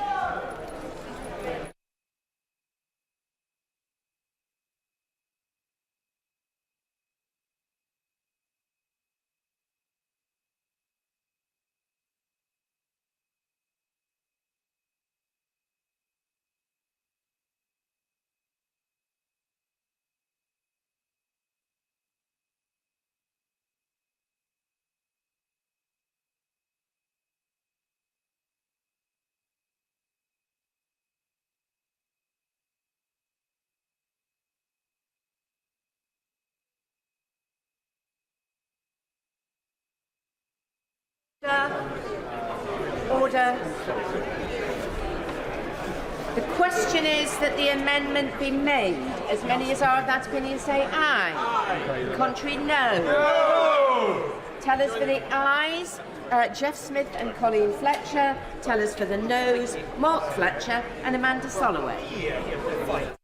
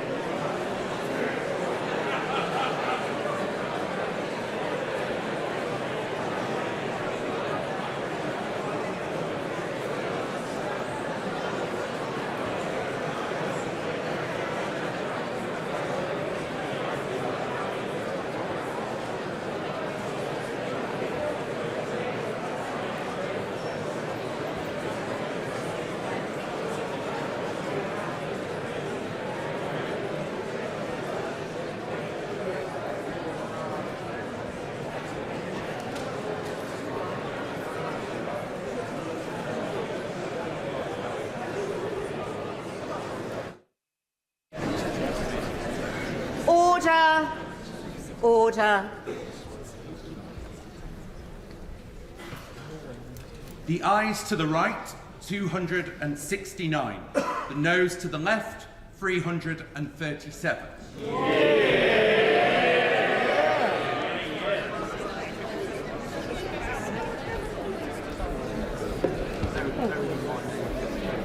The ayes to the right, 269. The noes to the left, 337. So the noes have it, the noes have it. Unlock. The question is that the bill be now read a second time. As many as are of that opinion say aye. Aye! The contrary, no. No!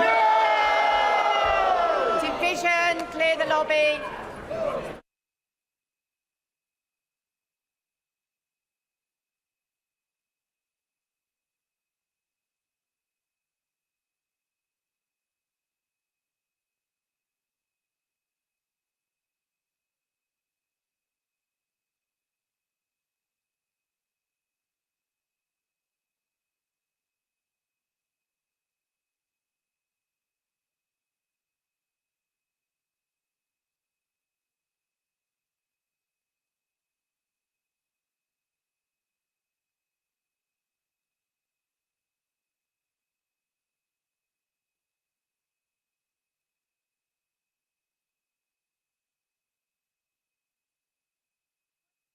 The bill be now read a second time. As many as are of that opinion say aye. Aye. Contrary, no. No. Tellers for the ayes, Mark Fletcher and Amanda Soloway. Tellers for the noes, Colleen Fletcher and Jeff Smith.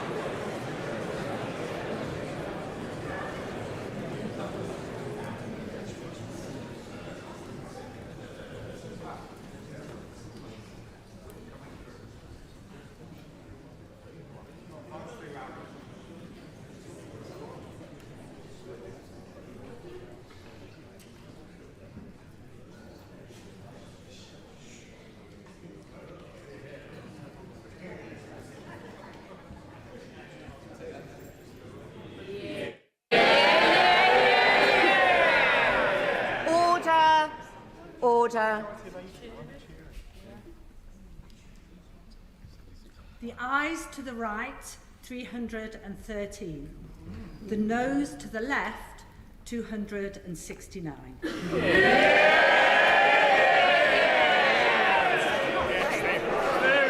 They're cheering a majority of 80. Order. Order. The ayes to the right, 313.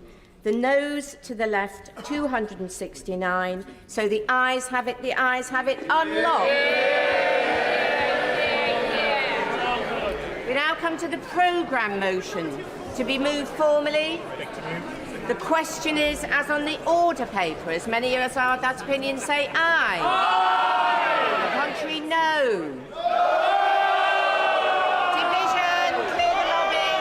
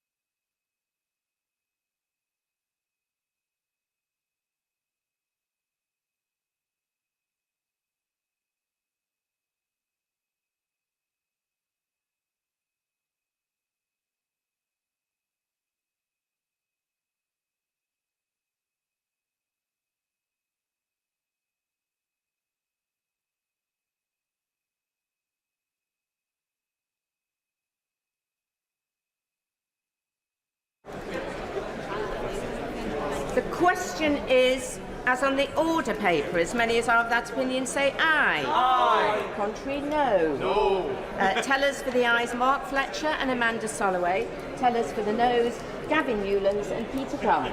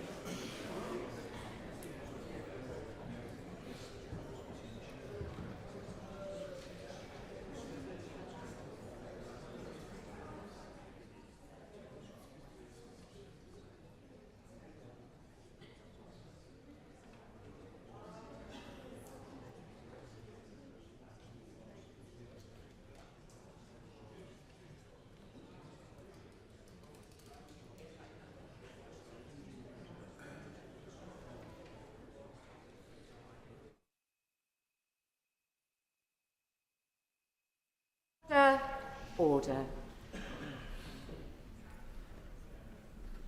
The ayes to the right, 332. The noes to the left, 61.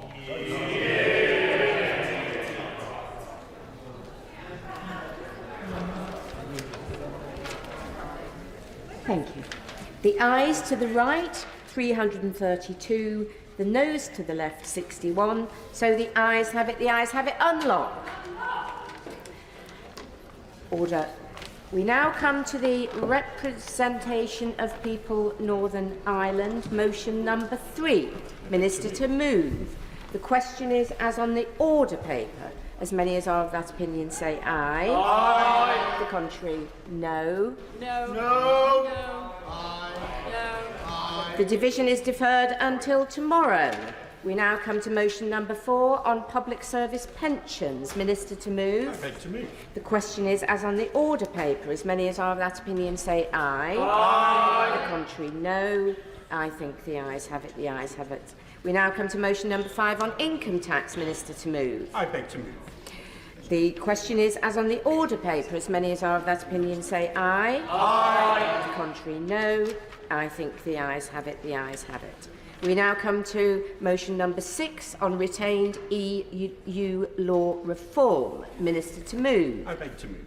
The question is, as on the order paper, as many as are of that opinion say aye. Aye. The contrary, no. Aye.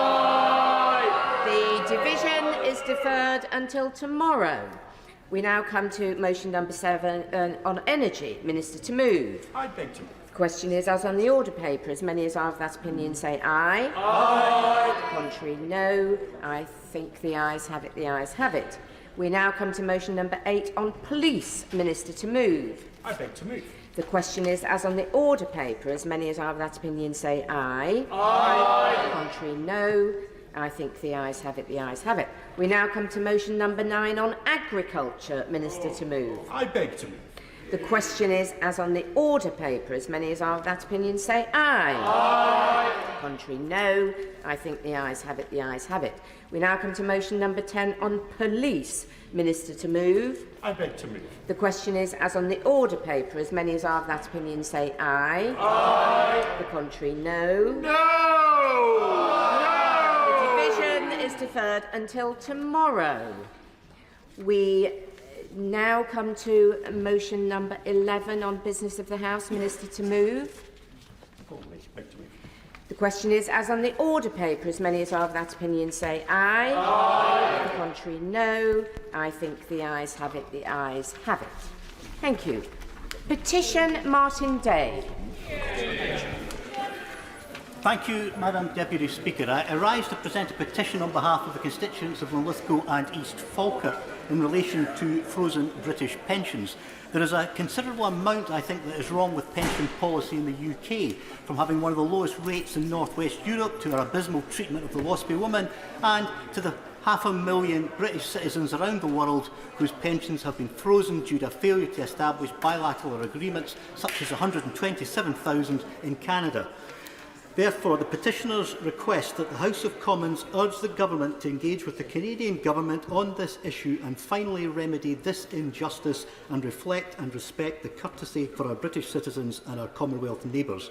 And the petitioners remain, etc. Hear, hear. Hear, hear.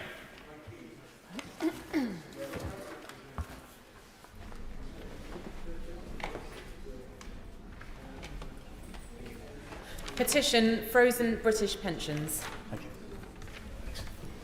Petition Scott Benton. Thank you, Madam Deputy Speaker. I'm delighted to present this petition relating to support for regional airports on behalf of my constituents. The introduction of additional public service obligation routes would transform the outlook for regional aviation in this country, facilitating airports such as Blackpool to grow and supporting local economic development. In the case of Blackpool Airport, the creation of further PSO routes would help to achieve the restoration of commercial passenger flights, which is something the vast majority of my constituents support. The petitioners therefore request that the House of Commons urge the Government to take into account the concerns of the petition and take immediate action to ensure that local airports such as Blackpool are supported.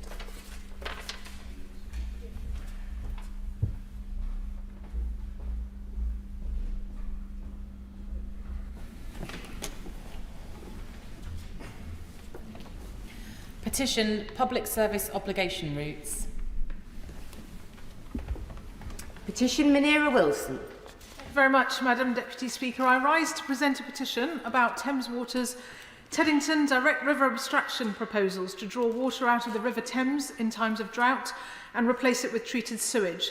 I sincerely hope the ministers will listen to the over 700 residents who have signed this petition, almost 30,000 people who signed the Change.org petition, and the many hundreds who responded to the company's consultation on the Water Resources Management Plan, all of whom are deeply concerned about the significant environmental, social and construction impacts.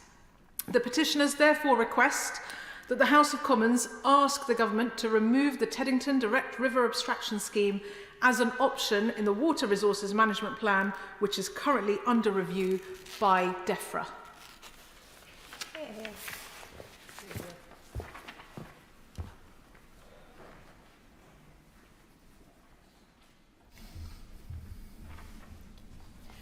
Petition Teddington Direct River Abstraction Project.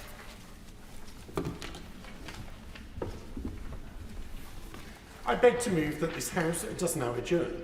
The question is that this House do now adjourn. Hannah Barder. Thank you very much, Madam Deputy Speaker, and I am incredibly grateful for the opportunity to hold this debate and for the flexibility of the Speaker's office in moving this when I was ill last week. Because this last week was Crohn's and Colitis Awareness Week, an opportunity to break the silence on inflammatory bowel disease and highlight the impact of these terrible conditions on people's lives. And I want to thank particularly Crohn's and Colitis UK, who've given us a huge amount of support, and the Honourable Lady, my honourable friend, I would like to call her, for Chesham and Amersham, who jointly with me recently reconvened the all-party parliamentary group on Crohn's and Colitis, and also Alison in my office, who has supported me in writing today's speech. Because over 500,000 people in the UK, 1 in every 123 people, live with Crohn's disease or ulcerative colitis. These are debilitating, lifelong conditions which develop when the immune system attacks the gut, and there is currently, tragically, no cure. Symptoms include urgent and frequent diarrhoea, rectal bleeding, pain, profound fatigue, anemia and inflammation of the joints, skin, liver and eyes. These conditions are widely misunderstood, with its invisible stigmatised symptoms often leading to isolation, a lack of support and poor mental health. That's why this Crohn's and Colitis Awareness Week we wanted to break the silence on inflammatory bowel disease, raising greater awareness of the conditions and helping those many people, and many of them our constituents, living with them, to speak more openly about the impact on their lives. I'd be delighted to give way to the honourable gentleman. Speaker, I commend the honourable lady for Livingston. I actually was looking forward, if it's the right thing to do, looking forward to our adjournment debate last week, and I understand it's good to see her back in health and strength again. Incontinence is a common symptom of Crohn's and colitis, experienced by as many as 3 in 4 people with Crohn's or colitis. Understandably, incontinence, or the fear of experiencing incontinence, can cause anxiety about leaving home. which can seriously affect your work and social life. Does the Honourable Lady agree that more work must be done with the DWP to train PIP assessors on the impacts of Crohn's and colitis to ensure those suffering have the best possible chance of getting the benefits that they're entitled to?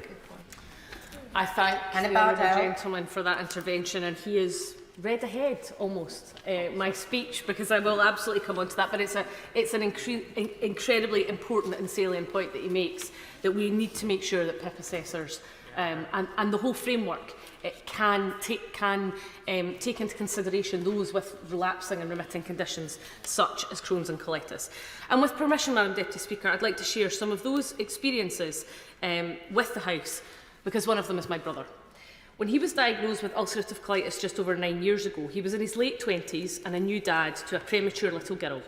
Whilst we were cooing and worrying a little about this new bundle of joy, who is now a strapping 9-year-old, my brother was struggling and had been for some time. I think, in truth, he was terrified about how fatal the diagnosis might be. It was not until much later that it dawned on us all just what he'd been through.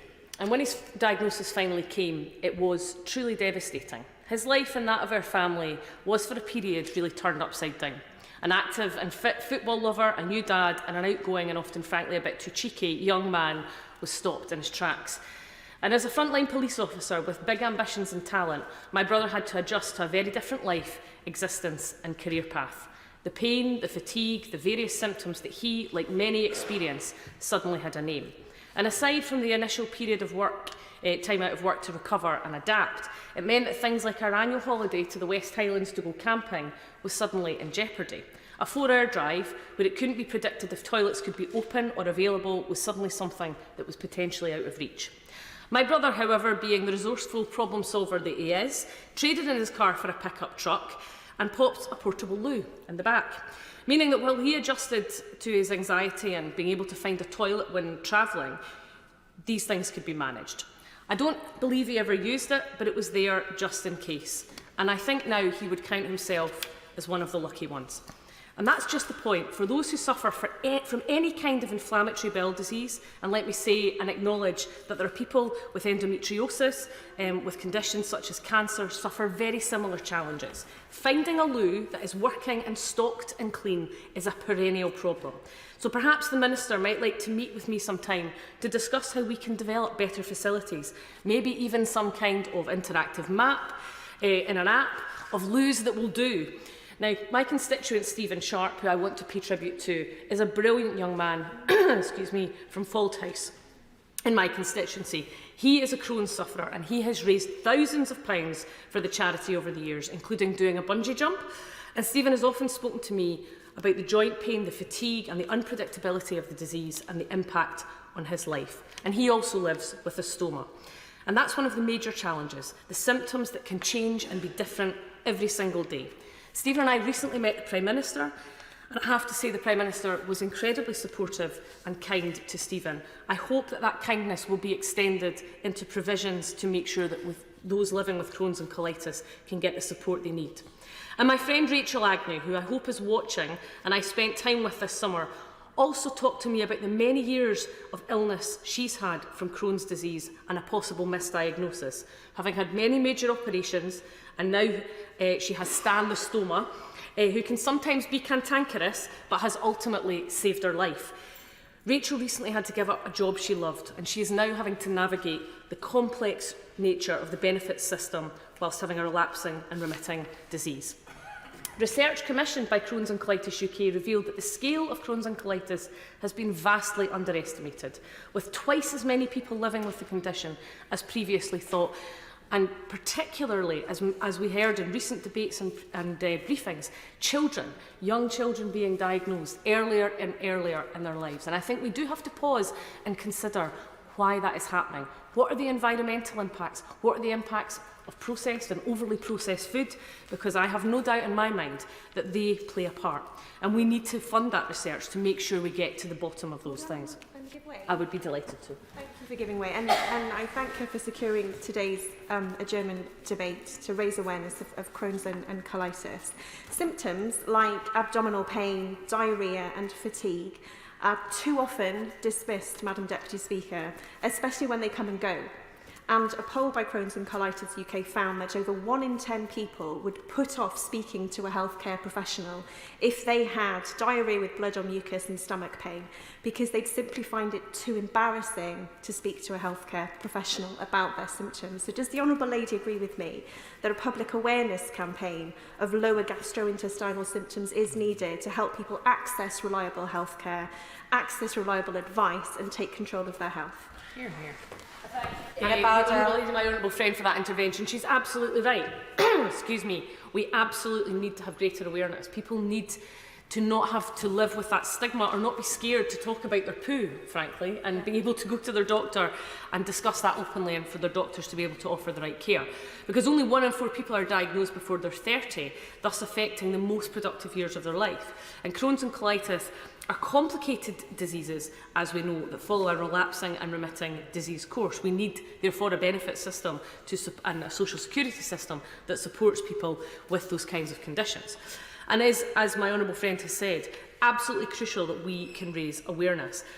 People are waiting far too long for a diagnosis, Madam Deputy Speaker, of Crohn's and colitis. Even before the pandemic, 1 in 4 people waited more than a year to be diagnosed, with nearly half ending up in accident and emergency at least once before their diagnosis.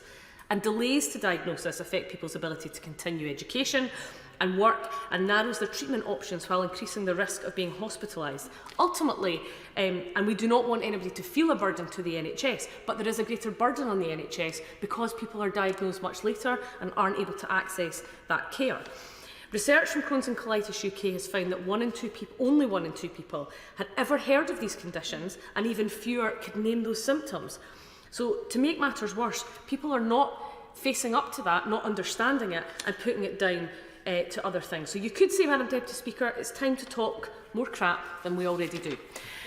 If sufferers struggle to discuss incontinence with their health professionals, it can have a profound impact. But these discussions are vital to ensure those with Crohn's and colitis receive the support and the accommodations they need.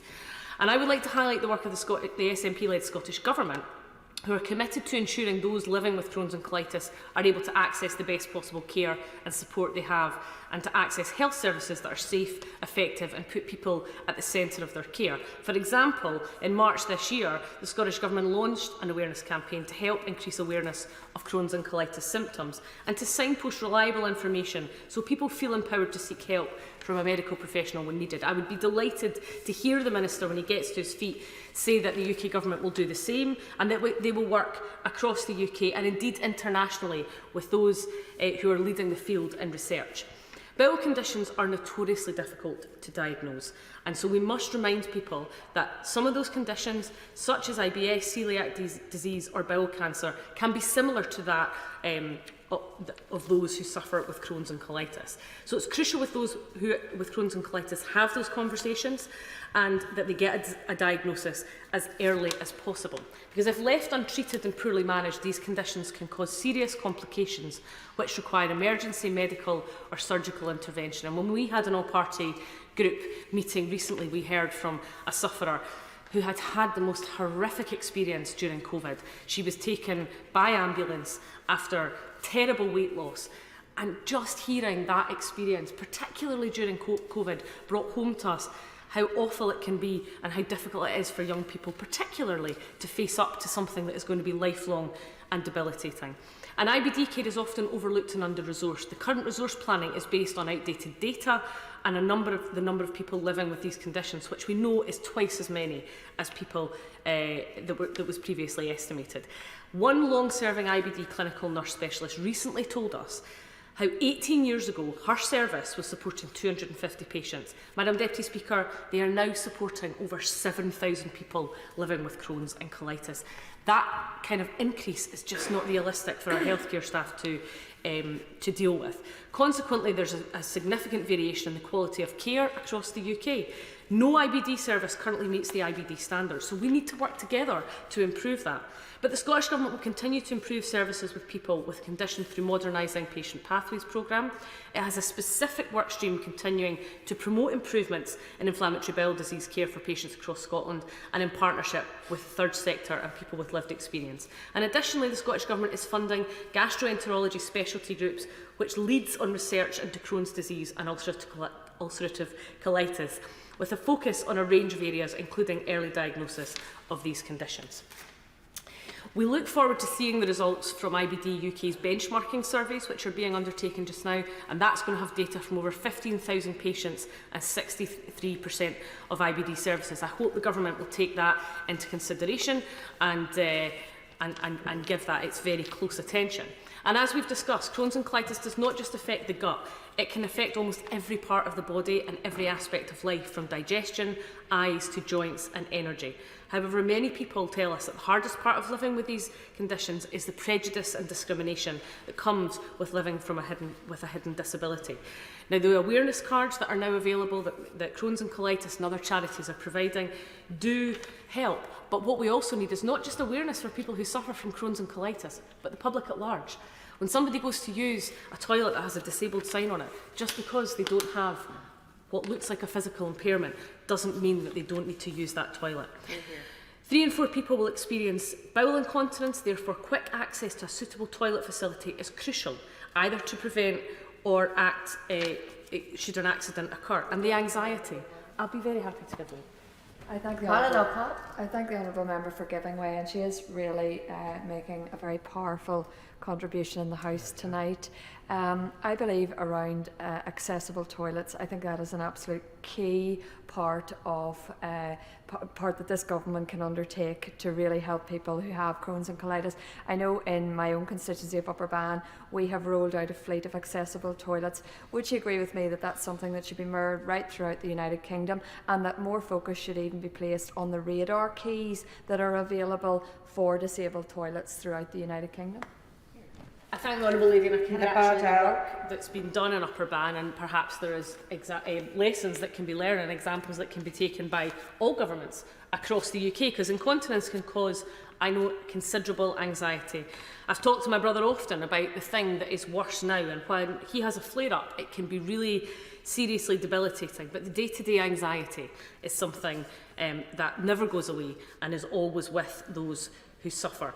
What's more, some Crohn's and colitis sufferers have stoma bags, meaning not only do they need to find a toilet, but one that has enough space for them to change and dispose of equipment comfortably, hygienically and in privacy. And I know there was an excellent event recently in Parliament for International Men's Day that talked about the need for sanitary bins in men's toilets as well, and I think that's incredibly important. You know, men often suffer from incontinence, and they certainly suffer from Crohn's and colitis. So making sure that all toilets have those facilities that are safe and sanitary is absolutely crucial. And I'm not sure whether it would require an Act of Parliament, but it strikes me that this would be something that would have support across the House. Because the fear of incontinence or being able to locate a toilet can lead to mental well-being breakdown and lead to social isolation through people choosing simply not to leave their home. We've all been there. We've all had a sickness bug or an upset tummy and either nearly not made it or not made it. Imagine that is your life every single day. So many living with Crohn's and colitis are going to understand, and I hope will hear the calls that come today. But one of the key things that we've heard time and time again is the social security system, because less than 3% of people living with Crohn's and colitis are in receipt of personal independence payment. 4 in 5 are denied the support they need. Words like battling and fighting are often used to describe the experience of those applying for PIP. And I spoke to someone recently who talked about how degrading they felt the system was. And that was somebody who was chronically ill and was often in the situation where they couldn't leave the house, to then be put in the situation that they are scared of going through a system that is supposed to be a safety net is utterly appalling. And I hope that the Minister will hear that and talk more about how the social security system can support people with Crohn's and colitis. Because a system defines the current benefit system defines disability as a permanent and substantial impairment or a person with a long-term health condition which is likely to degenerate. Now, you cannot tell me that some of the examples that I've given, or those who we've taken evidence from, and those who will be watching at home tonight, that their condition is not long-term. There is little recognition of fluctuating health conditions. And fluctuating health conditions aren't just Crohn's and colitis, there are many other conditions. But we have to have a system that is designed to support all of those people. Will my honourable friend give way? I'd be delighted to. I'm very grateful to her for giving way. I think she's making a really powerful speech, and I hope that the Minister does hear the point she's making. One of the things that constituents do consistently raise with me in terms of Crohn's and colitis is the impact of benefit assessors' lack of awareness of the impact and the fluctuating nature, as she's describing, of the conditions, and also the need, as they see it, to end informal assessment in the PIP process. Does she share their concerns about these particular points? Yeah, I absolutely do. I mean, fortuitous that she raises that, because the statistics tell us that only 1 in 2 people score points under the toileting needs and continence descriptor, despite the severity of the system and of the symptoms in everyday life. And the fact that 3 in 4 people with Crohn's and colitis will experience it just shows how profound the issue is. So I would like to highlight, however, that the Scottish Government is reforming flexible disability assessment for fluctuating diseases. That is good news for people in Scotland, but what about people across the rest of the UK? And it is consulting with those with lived experience on the mobility component of their adult disability and payment. Now, that includes researching the impact of moving around, planning and following journeys for those with fluctuating conditions. The adult disability payment differs from the personal independence payment, as it intends to get decisions right first time by trusting what people tell Social Security Scotland. Time and time again, I've heard people who have been through the assessment process for PIP and have been undermined and scared. And I know people that just have not gone, including some constituents who've come to see me. They don't want to go through the process because they're so scared of it. We must move away from that. Treating people with dignity, fairness and respect is absolutely at the heart of delivering adult disability payment.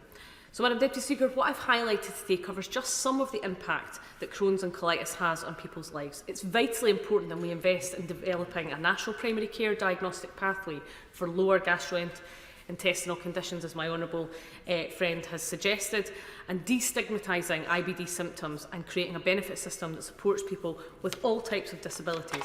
Just as the Crohn's and colitis campaign said, Madam Deputy Speaker, it's time to cut the crap and give greater awareness to IBD and those who suffer from this terrible life-limiting disease. We have an opportunity to do something really good, to give those who suffer from these terrible diseases an opportunity to take their full role in their communities and do jobs that they may otherwise be unable to do if they don't get that diagnosis and that support as early as possible. So I hope the Minister has heard what we said. I hope he's heard the experiences of our constituents and those close to us, and I look forward to his contribution. Thank you. Minister Andrew Stevens.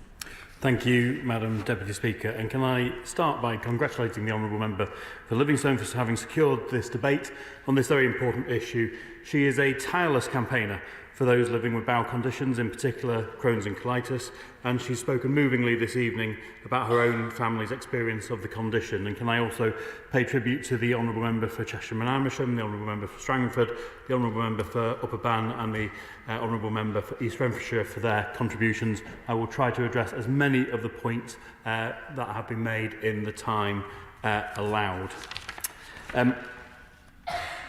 I think it's very important that we all do everything we can to break the stigma and ensure that sufferers' voices are heard. I think the Honourable Member for Livingstone has already done invaluable work in helping re-establish the APPG for Crohn's and colitis. I'd also like to pay tribute to the charities who support 500,000 people living with inflammatory bowel disease across the UK all year round. Crohn's and Colitis UK, the Crohn's and Childhood Research Association and the Crohn's and Colitis Foundation, to name just a few. On this issue, as with so many others, it is vital that we do everything we can to break down the barriers to those affected from accessing healthcare. As Crohn's and Colitis UK have said, it takes guts to come forward with your story, and I salute their Cut the Crap campaign. I look forward to working with the Honourable Lady as we find solutions to improve the lives of people living with this disease. As she's rightly said, living with Crohn's and colitis can be a daily struggle. Symptoms of the disease can be embarrassing, leading to people feeling isolated and not reaching out for the support they need. I'd like to focus briefly on 3 things my department and NHS England are doing to help sufferers. Firstly, raising professional awareness, improving diagnosis, and then research. I'd like to begin on the crucial point about raising awareness, because it's key to getting people diagnosed as early as possible. There are two kinds of awareness. First is raising awareness amongst the public, something that the Honourable Member for Cheshire and Amersham talked about before. Stigma is the invisible wall preventing people from seeking the help they need. And campaigners are central to smashing that stigma because of their reach into communities across the country. Campaigners like the Honourable Lady's constituent, Stephen Sharp, who she referenced in her speech, have done so much to raise awareness and break down that invisible wall. Campaigners encourage people to get to their GPs and to ask the right questions. And I'm keen for us to be backing people like Stephen every step of the way. By helping GPs to recognise the symptoms of Crohn's and colitis through NHS England's Getting It Right First Time gastroenterology programme, the programme ensures conditions are diagnosed as quickly as possible through supporting primary care services, driving appropriate referrals and managing inflammatory bowel disease in the community. The programme is estimated to reduce emergency admissions by more than 6,500 a year. And it's been commended by the King's Fund, who are not always in the habit of showering praise on the government. It's also right that doctors should be properly trained to treat the symptoms of Crohn's and colitis as they appear.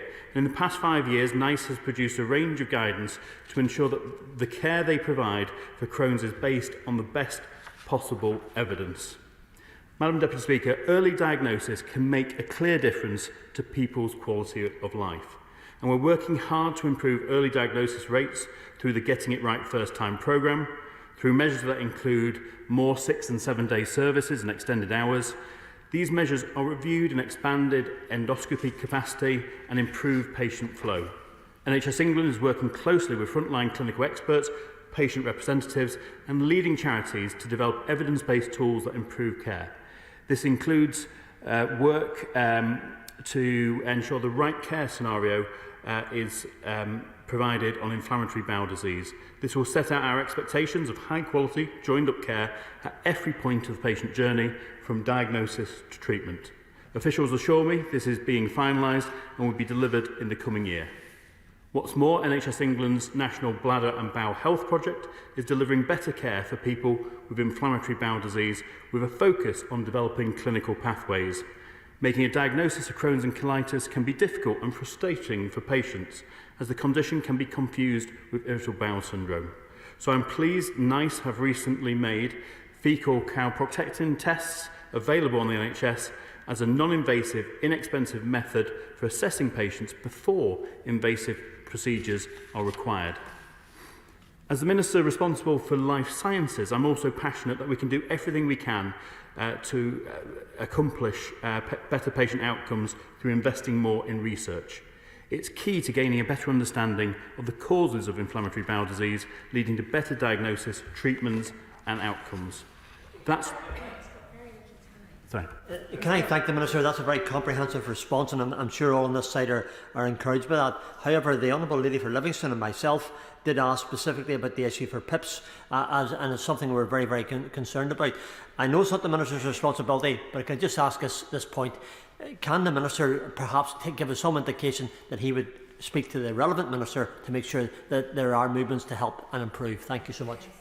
I'm very happy to give the Honourable Member for Strangford that undertaking. As he rightly acknowledges, I am not a DWP Minister. I do not want to tread on their toes, but I think there was clear views expressed tonight which I will be relaying to DWP Ministers, because I think it's very important that we get the benefit system right to support all people living with conditions such as these.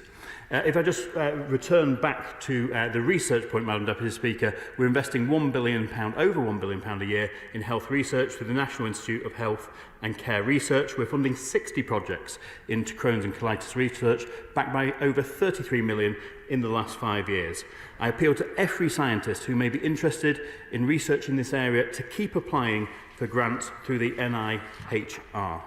I will leave no stone unturned in finding out what more can be done to address the needs of people affected by these conditions. And I look forward to working with the Honourable Lady to create the kind of care that people deserve. Whatever political differences we may have, and I'm sure we will agree, that 500,000 people living with inflammatory bowel disease are entitled to the highest possible standards of care and support. I will continue engaging with her and with NHS England to make sure the Getting It Right First Time programme is delivering results for patients on the ground. I began this speech by talking about the invisible wall preventing people from accessing the healthcare they need. Let's tear down this wall together. Question is that this House do now adjourn. As many as are of that opinion say aye. Aye. The ayes have it. The ayes have it. Order. Order.